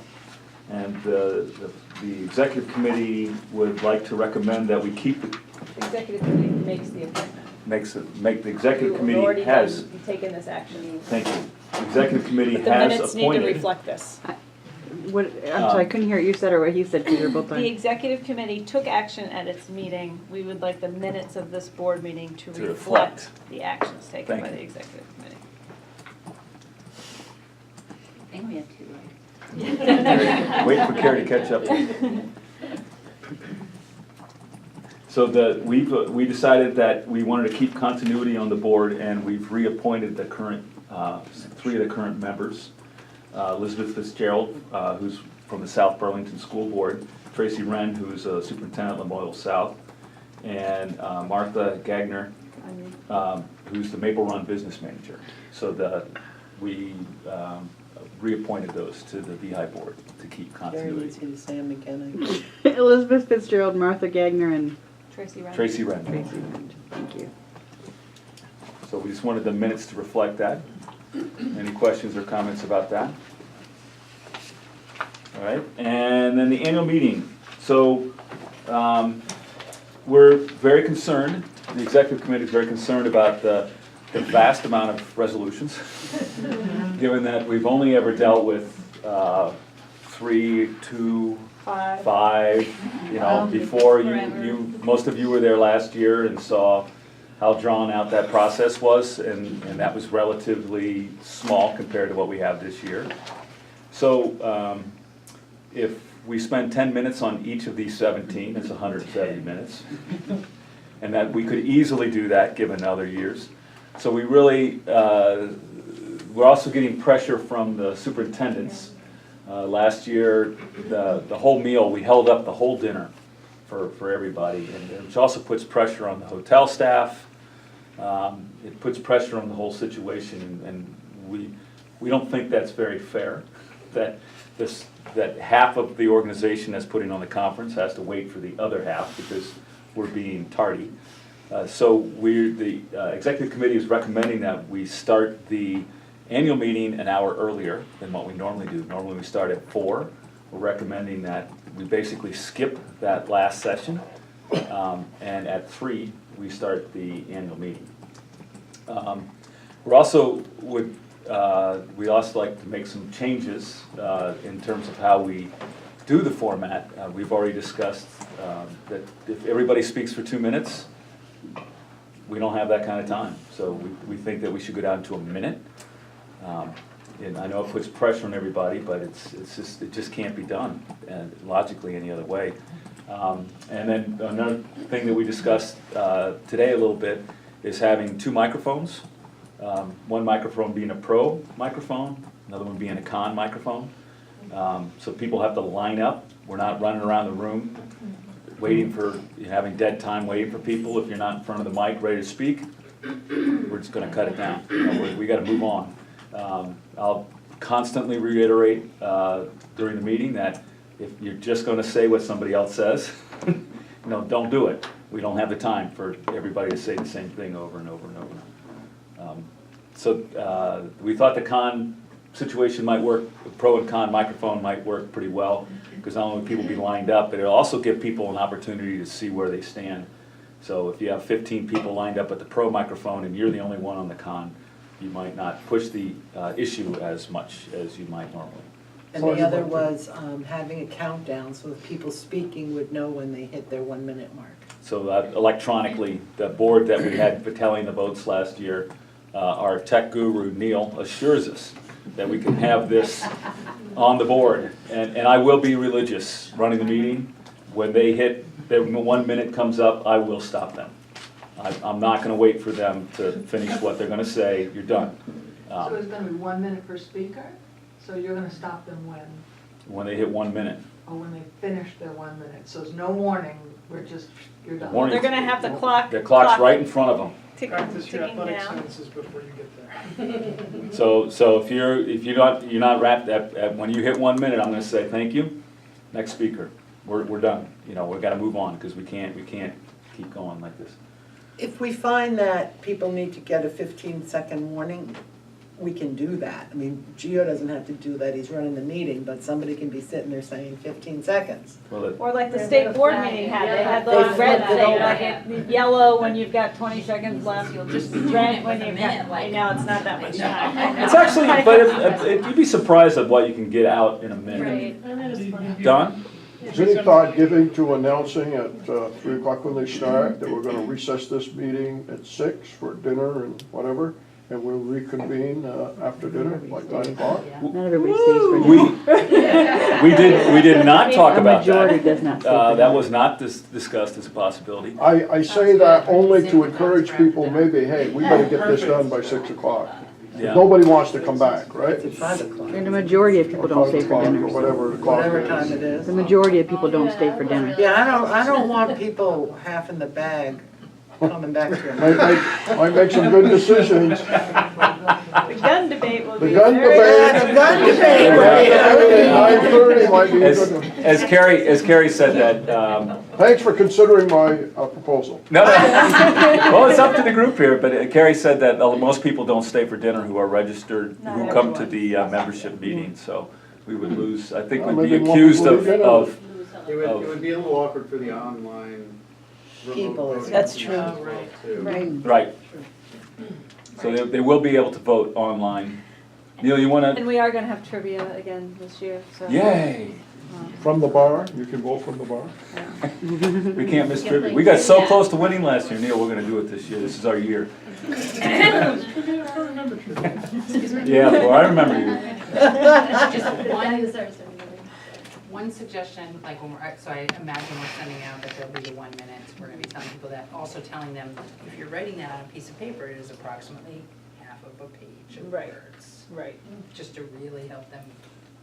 I'll try to remember to say that, but that's a great Well, even if memo. we're sending it out in advance. We'll be so that sending out people a are lot of coming. reminders with their Yeah. statement. Right. But please, if you're gonna speak to this, if you know, Edit your statement. come, Get come, your thoughts come, in order come before you prepared. come. get your thoughts in order, Pages, because make you're the not gonna most have much important time. ones at the top. Do we have a mechanism to display the resolution and not have to read it to people?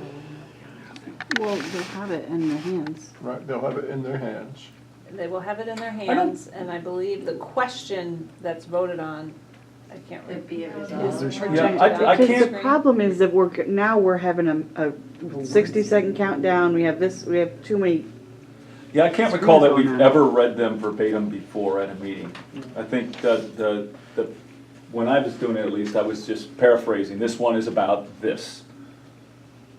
Here's what the board, the board's making so-and-so in this your recommendation. packet. The board's making this recommendation. We've never had 19. So I remember wordsmithing and everything. Oh, yeah, and I'm gonna, that's another thing we've decided to do is that we didn't wordsmith really, as a committee, hardly at all. We usually wordsmith the bejesus out of these things. We just pretty much left them alone. I'm gonna make the same recommendation. If we get into too much wordsmithing, we're gonna be here all day, folks. That we really wanna just, you can't stop them from wordsmithing, but you can discourage it. So what's the solution if, I don't know, let's take the gun one, because that's gonna take a lot of conversation, and people are gonna wanna change to ifs and buts and whatevers. What do we recommend? If this is voted down, for whatever reason, do we have to wait a full year to have it come back in front of the board and the membership for reconsideration? Is there something we can say about, I hear loud and clear, we don't have direction on gun safety, weapon safety. So if people want to present something, is there a way that we can suggest that? Well, this actually occurred at the national meeting, didn't it, Neil? That they made changes to a resolution concerning school safety somehow. It got shot down, and so which meant that we had nothing. The National School Board Association had nothing at all to say about school safety. And so they brought back up the old language and instituted that back. But I think if we shoot this down from the Connick and Green, it's done. I Well, thought you that's, said we one- could amend it. But But actually, once- that's once something we- I got a real question on. How do you, if you've got a whole meeting, first you've got to vote on the language that's there. Correct. If it gets voted down, I guess then, people can suggest amendment, but, you could suggest, okay, let's try it this way and have another vote, try it this way, have another vote. How can you actually do the wordsmithing at that big meeting with all those people? They don't have to. You wouldn't believe it, Jim. They will wordsmith. In fact, in the past, it was probably half of them, the language that you came in with, never gets voted on. They've already wordsmithed it Yeah.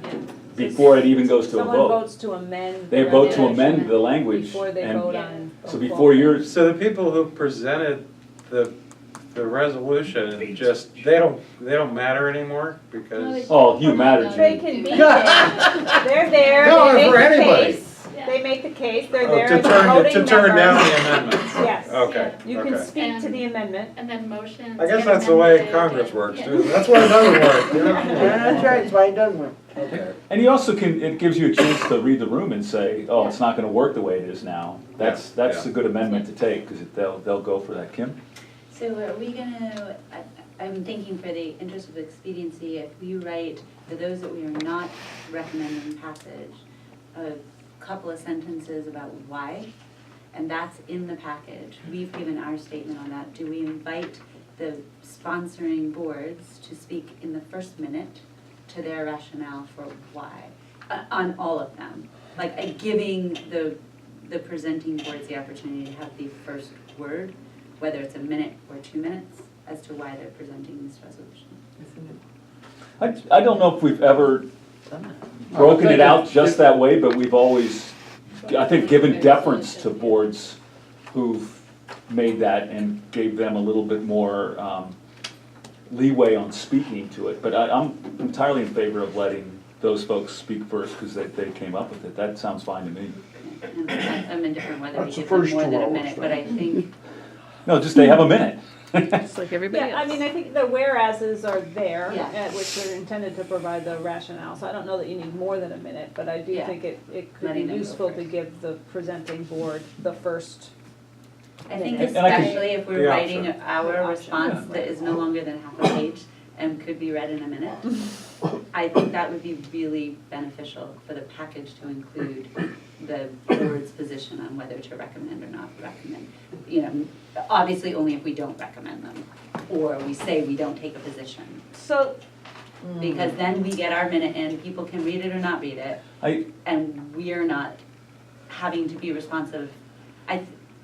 We all made the decisions we did on whether or not to recommend or not recommend based on the committee's work and the VSBA staff's recommendation on whether or not that is beneficial when you go into the legislature or not.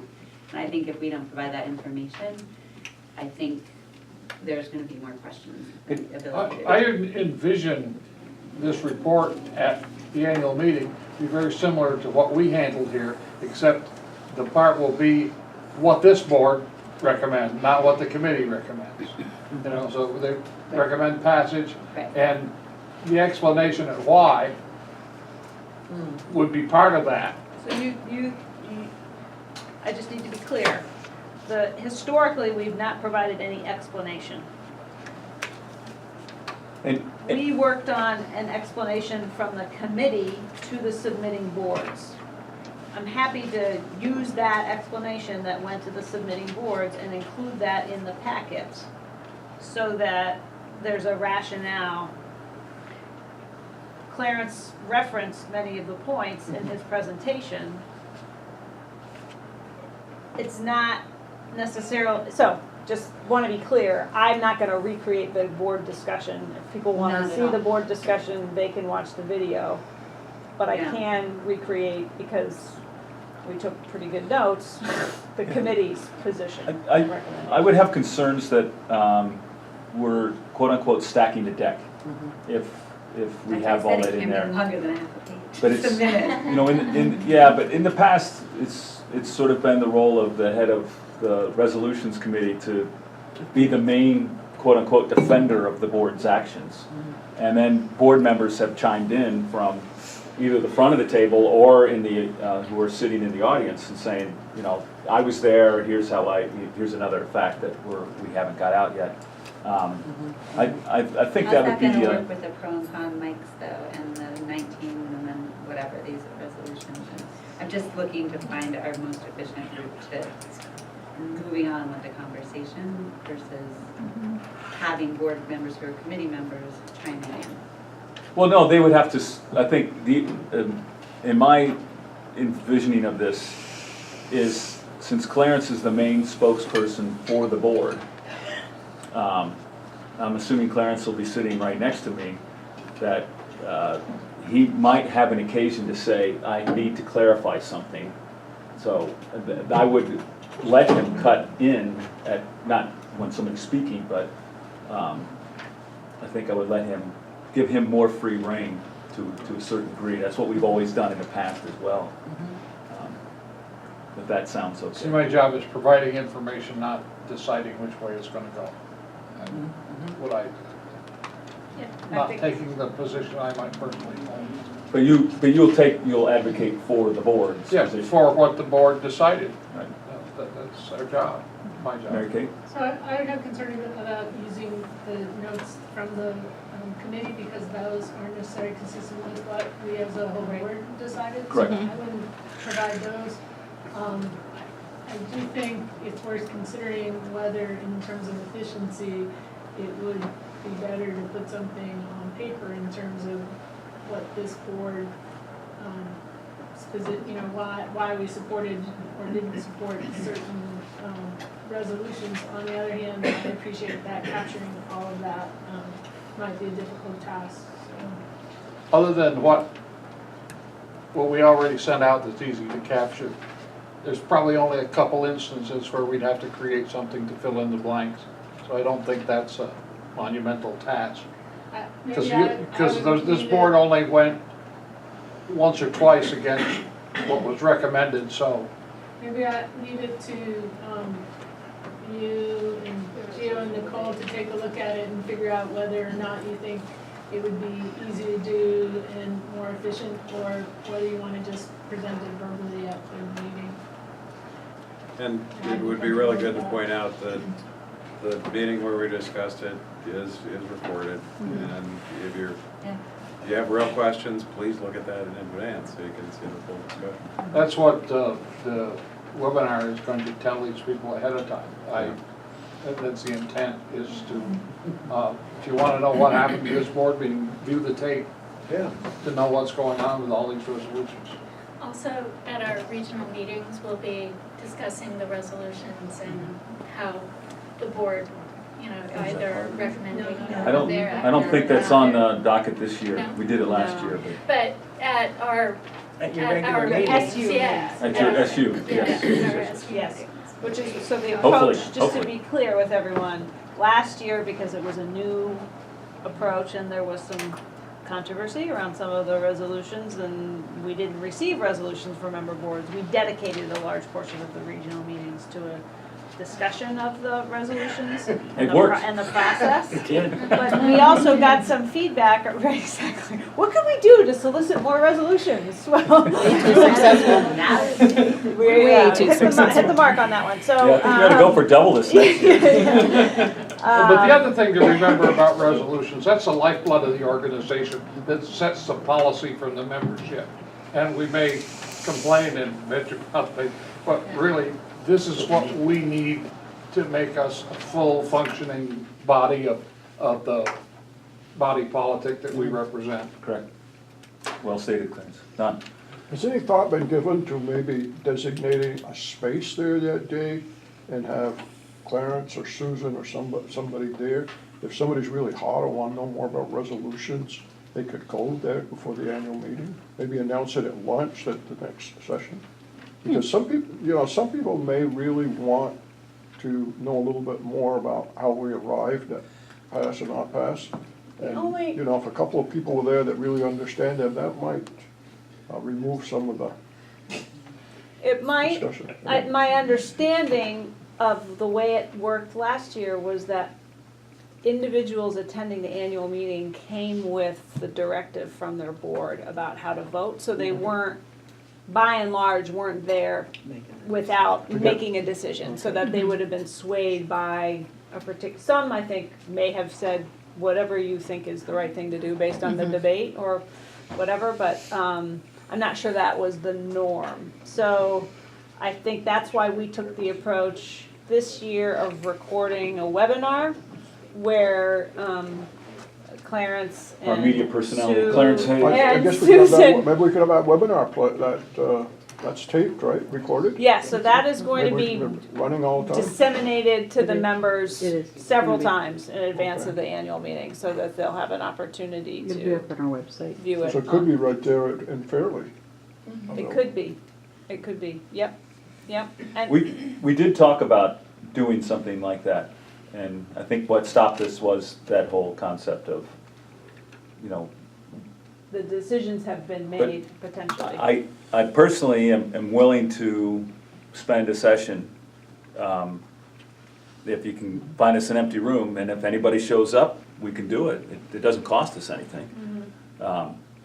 If no one shows, then we know they're not interested.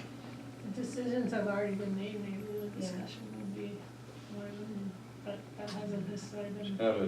At one of the meals, have a big discussion on guns. Breakfast. Breakfast. Wednesday night at 9 o'clock at the bar. We have a concealed carry law in this state, let's be careful about All what right, we set up. we should probably move on here. Anybody have anything that's burning that they have to get out about this? I would just encourage that we send reminders maybe the end of August, beginning of September, so that boards are planning for time on their agendas before the October meeting, and giving them enough time if they're meeting once a month or twice a month, that they are planning for a lot of resolutions to be discussed at their local board meetings.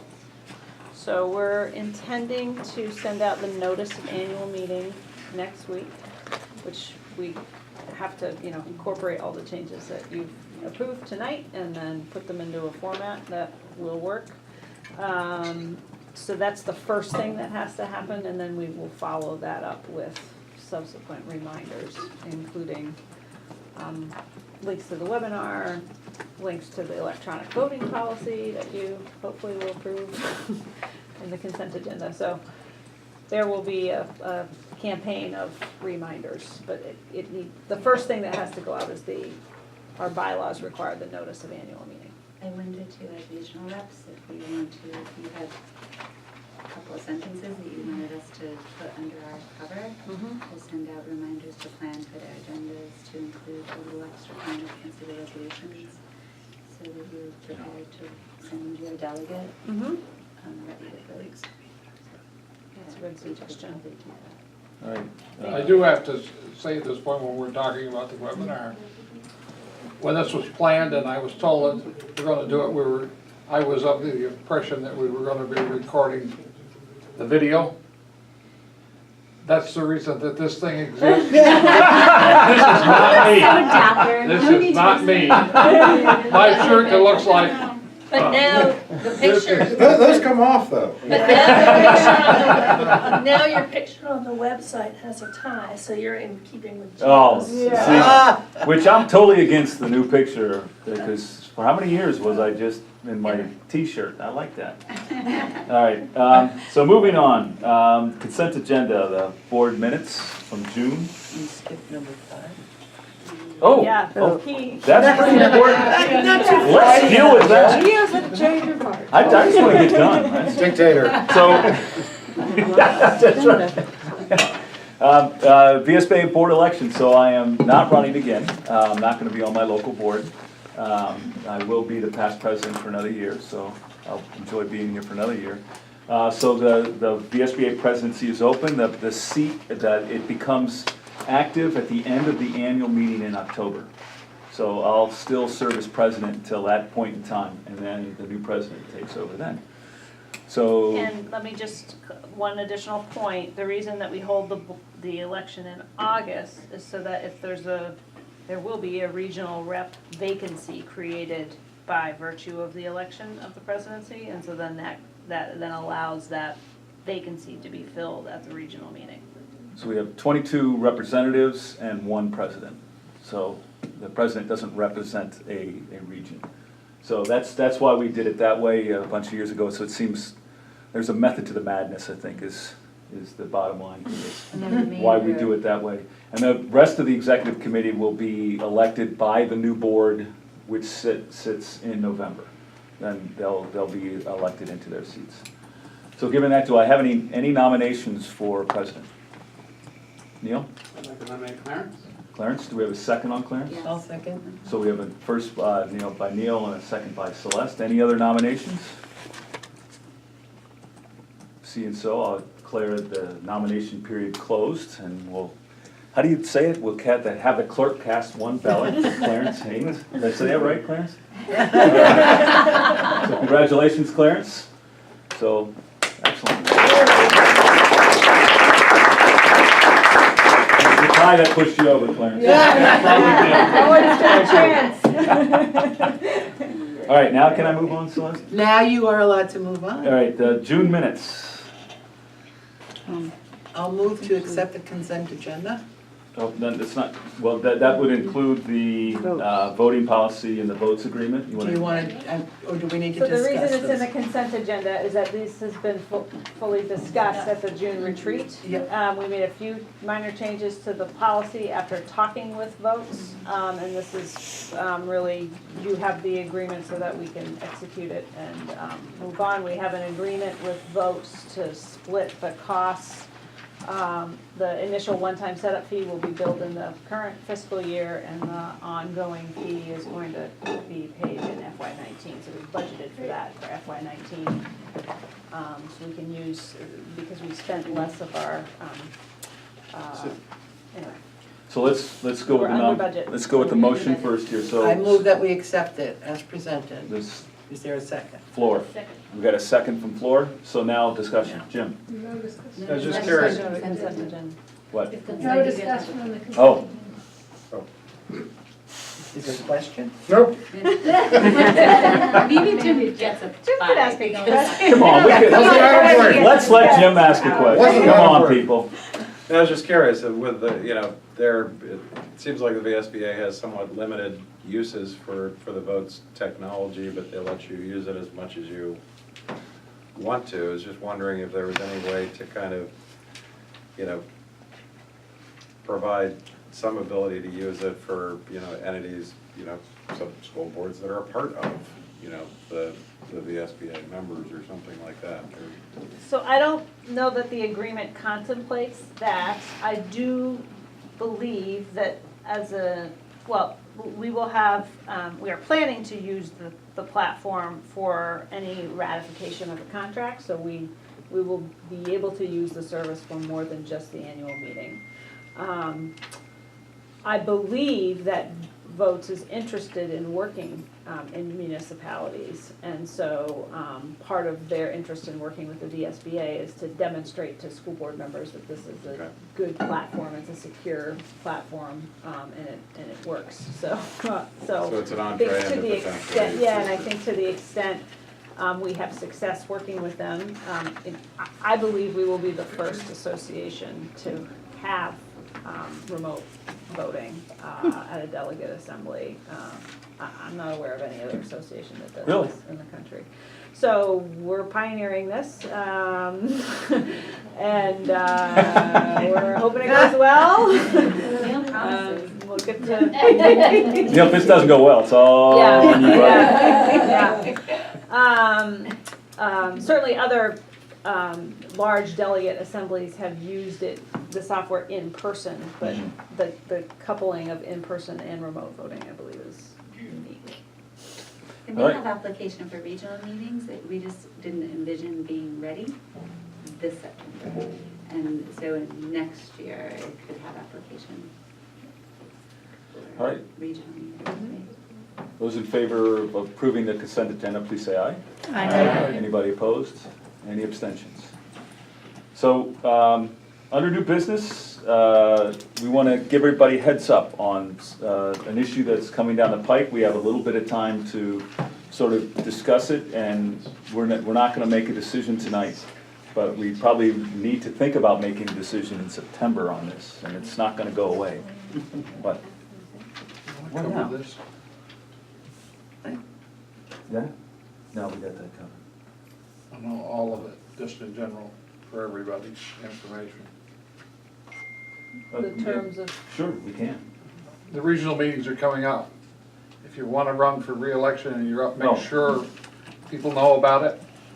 Somebody's asked, please stay on the board. Yeah, you should, if your seat's up, I should have bugged you by now that, what your decision is, so. And I think, Carrie, what is the best process for you to get information? So what'll happen is I'll talk to Gio after the meeting to find out who is coming up for reelection, who's taking up, who's leaving. If you're running again, I will contact you. I will send you your current picture and your current bio for you to look over and confirm or make changes to. For new, I think I'm not up, but I think Martin is, and I think he's not running, and so we have a former board member interested in coming back. So I think for She's already those sent who are me. not currently seated on the board and continue Yes. to. So once this discussion happens, then we'll be sending out the mass email that says, this is where we're looking for people, and if anyone's interested in running, then they should send it to me. They can still run even if they don't send me their information, but there's much more likely, chance of them being elected. A few minutes. Yeah. Perfect, thank you. Any other thoughts there? So Nicole, you wanna? So I have been, had a conversation with the executive committee about sort of my observations about where we are moving into the last phase of Act 46 implementation. So the state board has begun to hold hearings around the state, and the first one was in the northern part of the state. I think they've done a very good job structuring the meetings in order to ensure decorum to the greatest extent possible. The way they have structured it is to ask a couple of districts within the region who voluntarily merged to present to the state board sort of lessons learned, things that are going well, things that are the state board should keep in mind as it considers the secretary's proposal from their own experiences. Then every district who submitted a Section 9 proposal has 30 minutes before the board, is it 20 minutes? 20 minutes, thank you. I thought 30 was long. 20, 10 to sort of directly respond to questions that have been submitted by the state board back to that district ahead of time, and then 10 for members of the state board to ask supplemental questions. And they do a really good job keeping time and giving notice of when time is coming up. And then after that period is over, then there's a public comment period. So the folks from districts are really represented by school board members, a few administrators, but primarily school board members. So they have had their first meeting for the northern region, and it was very full, and the crowd was pretty hostile. Got less so over time, but there was definitely a very sort of adversarial tone to the room, lots of chanting, lots of sort of yelling at the panelists from the beginning. So I thought the state board chair responded well to try to address some of that, but it was a packed room full of people who were not happy with the secretary's proposal, and who seemed to hold the state board, responsible for the secretary's proposal. And so the next meeting is next week. I do anticipate the next phase is not going to go particularly well. There's a lot of energy out there in some of these districts against the state forcing a merger. We have been contacted by one school board member so far asking sort of what we're going to do about the secretary's plan. I asked Geo to respond, and the response was, we haven't until this point advocated on behalf of individual districts. We're not going to start that now.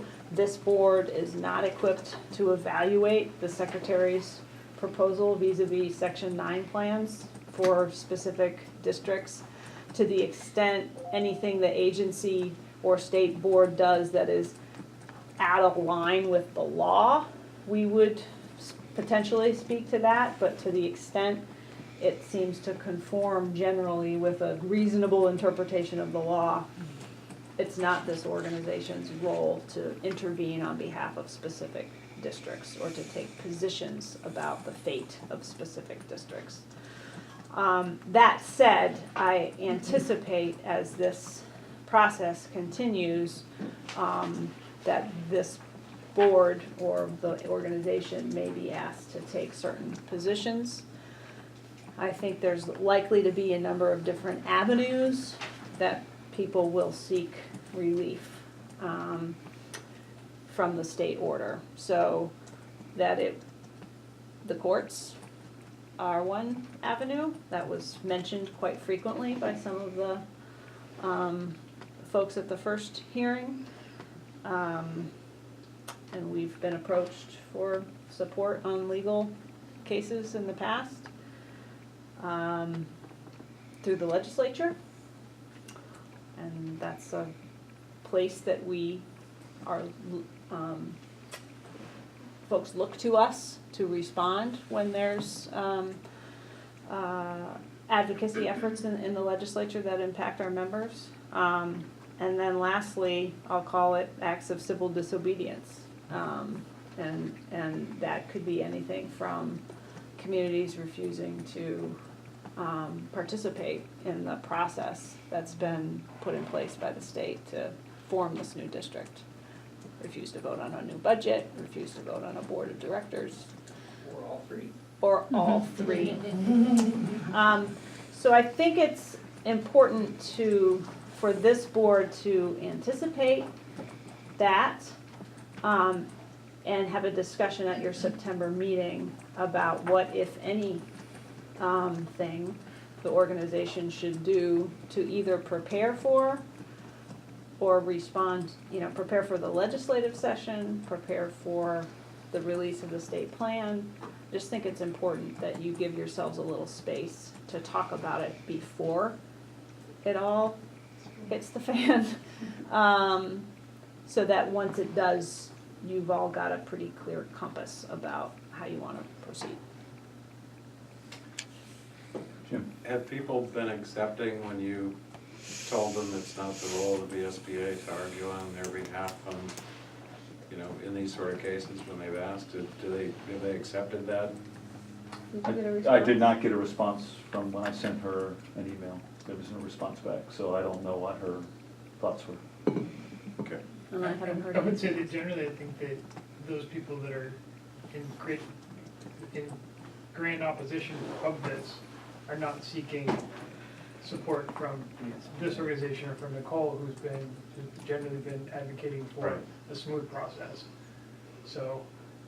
A lawful process, Lawful if nothing else. I was just wondering, when people get upset at VSBA, then they start talking about, you know, they're quitting the VSBA Right, and all that mhm, stuff. right. And So I'm we haven't assuming heard- this wouldn't go in that direction, but, you never know. Oh, I don't know. I think it's important for the board to have a discussion about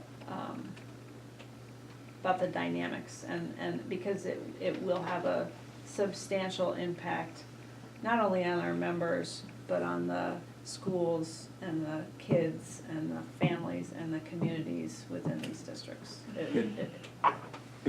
No matter what, we're gonna be dragged into this. When Act 46 passed, we, through the whole process leading up to Act 46, it was in several years, the VSBA never endorsed 46, never rejected 46. What we voted to keep doing is remain engaged in the process. We thought that if we said to the legislature, we're just gonna go up there and say no, we don't, no to everything, they're gonna do something anyway and it's gonna go off the rails and we're not gonna have really a say-so in the process. So we always voted to remain engaged, overwhelmingly voted, 22-1, 18-2, we weren't even close to remain engaged. So I think this is a similar thing, that we're gonna be perceived by those who think that the state is coming down on them with jackboots, as if we do nothing, we will be put into a camp of, oh, you're not defending school boards. So we're in this no matter what happens. Even if we take no stance, we're still in this. So we have to have a really thoughtful process on what our position's gonna be, or no position. So. The other thing I want to add to the position that VSBA has taken throughout this growth to Act 46 and beyond is we as an organization made sure that students were included, that education was included in the law, those specific words were included, and that we have kept our boards, our membership focused on the education of our students. And unfortunately, at that meeting in Newark, you didn't hear much about the students. You heard a whole lot about community. You heard a whole lot about boards, but Local control. they didn't use those words, which was really interesting. It was more, the voters spoke, but for me, it's like, whether or not I agree with Act 46, I do agree that students' education is our primary concern and our primary focus. And if we stick with that, we can't go wrong. Don? I think in some regions of the state, you may see this become an issue at the regional meetings. In fact, I expect it's going to become an issue on who represents some regions in the state. I'm on 2 school boards, Franklin Northwest, the Swan one, which happens to be meeting tonight, unfortunately, and the NPU. I'm also on the Act 46 committee.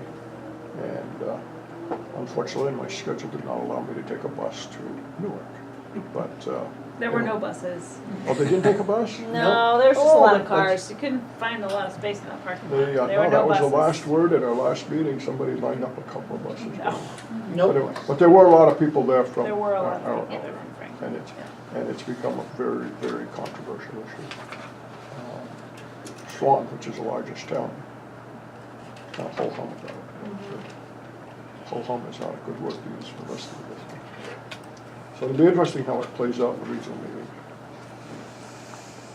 Laura, you have something? I just think that, overall, our role is to support our members too, and just as much as we support children, so we're gonna have to meet some where they are. It's not our job to tell them they're wrong or they're right, but support, because there's different indications of why they are where they are. So if they're reaching out to us, we're not gonna go over and sue somebody for them, but we can still listen to their concerns and, guide them in different ways, because sometimes it's more, about relationships and community engagement, or suggest other things that would be helpful, but not, no, I'm not gonna talk to you just because you're thinking about suing, but, having that healthy conversation just because they don't agree with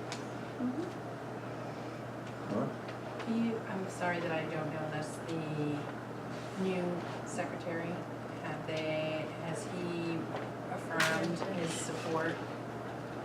For Act 46? Why don't you tell us a little bit about the new secretary, For then the answer that question. recommendation that went out, because I would think that if he waffles on the recommendation, that would be horrific. That would be like blood in the water, so. Yeah, I don't know that he can, Okay. because the proposal was due June 1st, and that's the proposal. Now, he could go to the state board and say, he's an ex officio member of the state board. I don't know exactly what his role is. He's on the state board in some capacity, and so he can use that role to advocate for something different. At the same time, Dan was our Act 46 consultant. He was for a bunch of other people. He's been so involved in the process and trying to support the community being able to figure out a way to do it. So Yeah. To the extent that is, I think that cannot hurt to have him at least reaffirming where he is, that there's not a lot of wiggle room there's not gonna be a lot of wiggle room coming from him. So, I think this might be a good segue for me to just talk a little bit about Dan, because I do want the board to actually talk about Act 46 in depth in September, as long as I see that seems to be, okay. We've known Dan French for many years. He's a highly respected and regarded educator in the state. He was the president of the VSA when we did the agenda for world-class education. He initiated a lot of that work when he was president at the VSA. Including stealing that stuff from the Koch brothers. Including being a secret agent of the Koch. All kidding aside,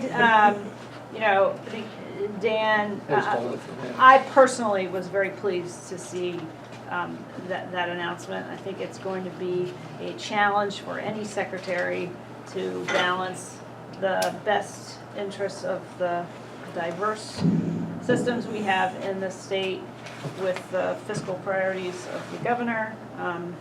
I think Dan is an effective manager and an effective leader, and so I'm pleased to have the opportunity to work with him in this capacity. Once the appointment was announced, I reached out to Dan and invited him to attend our regional meetings.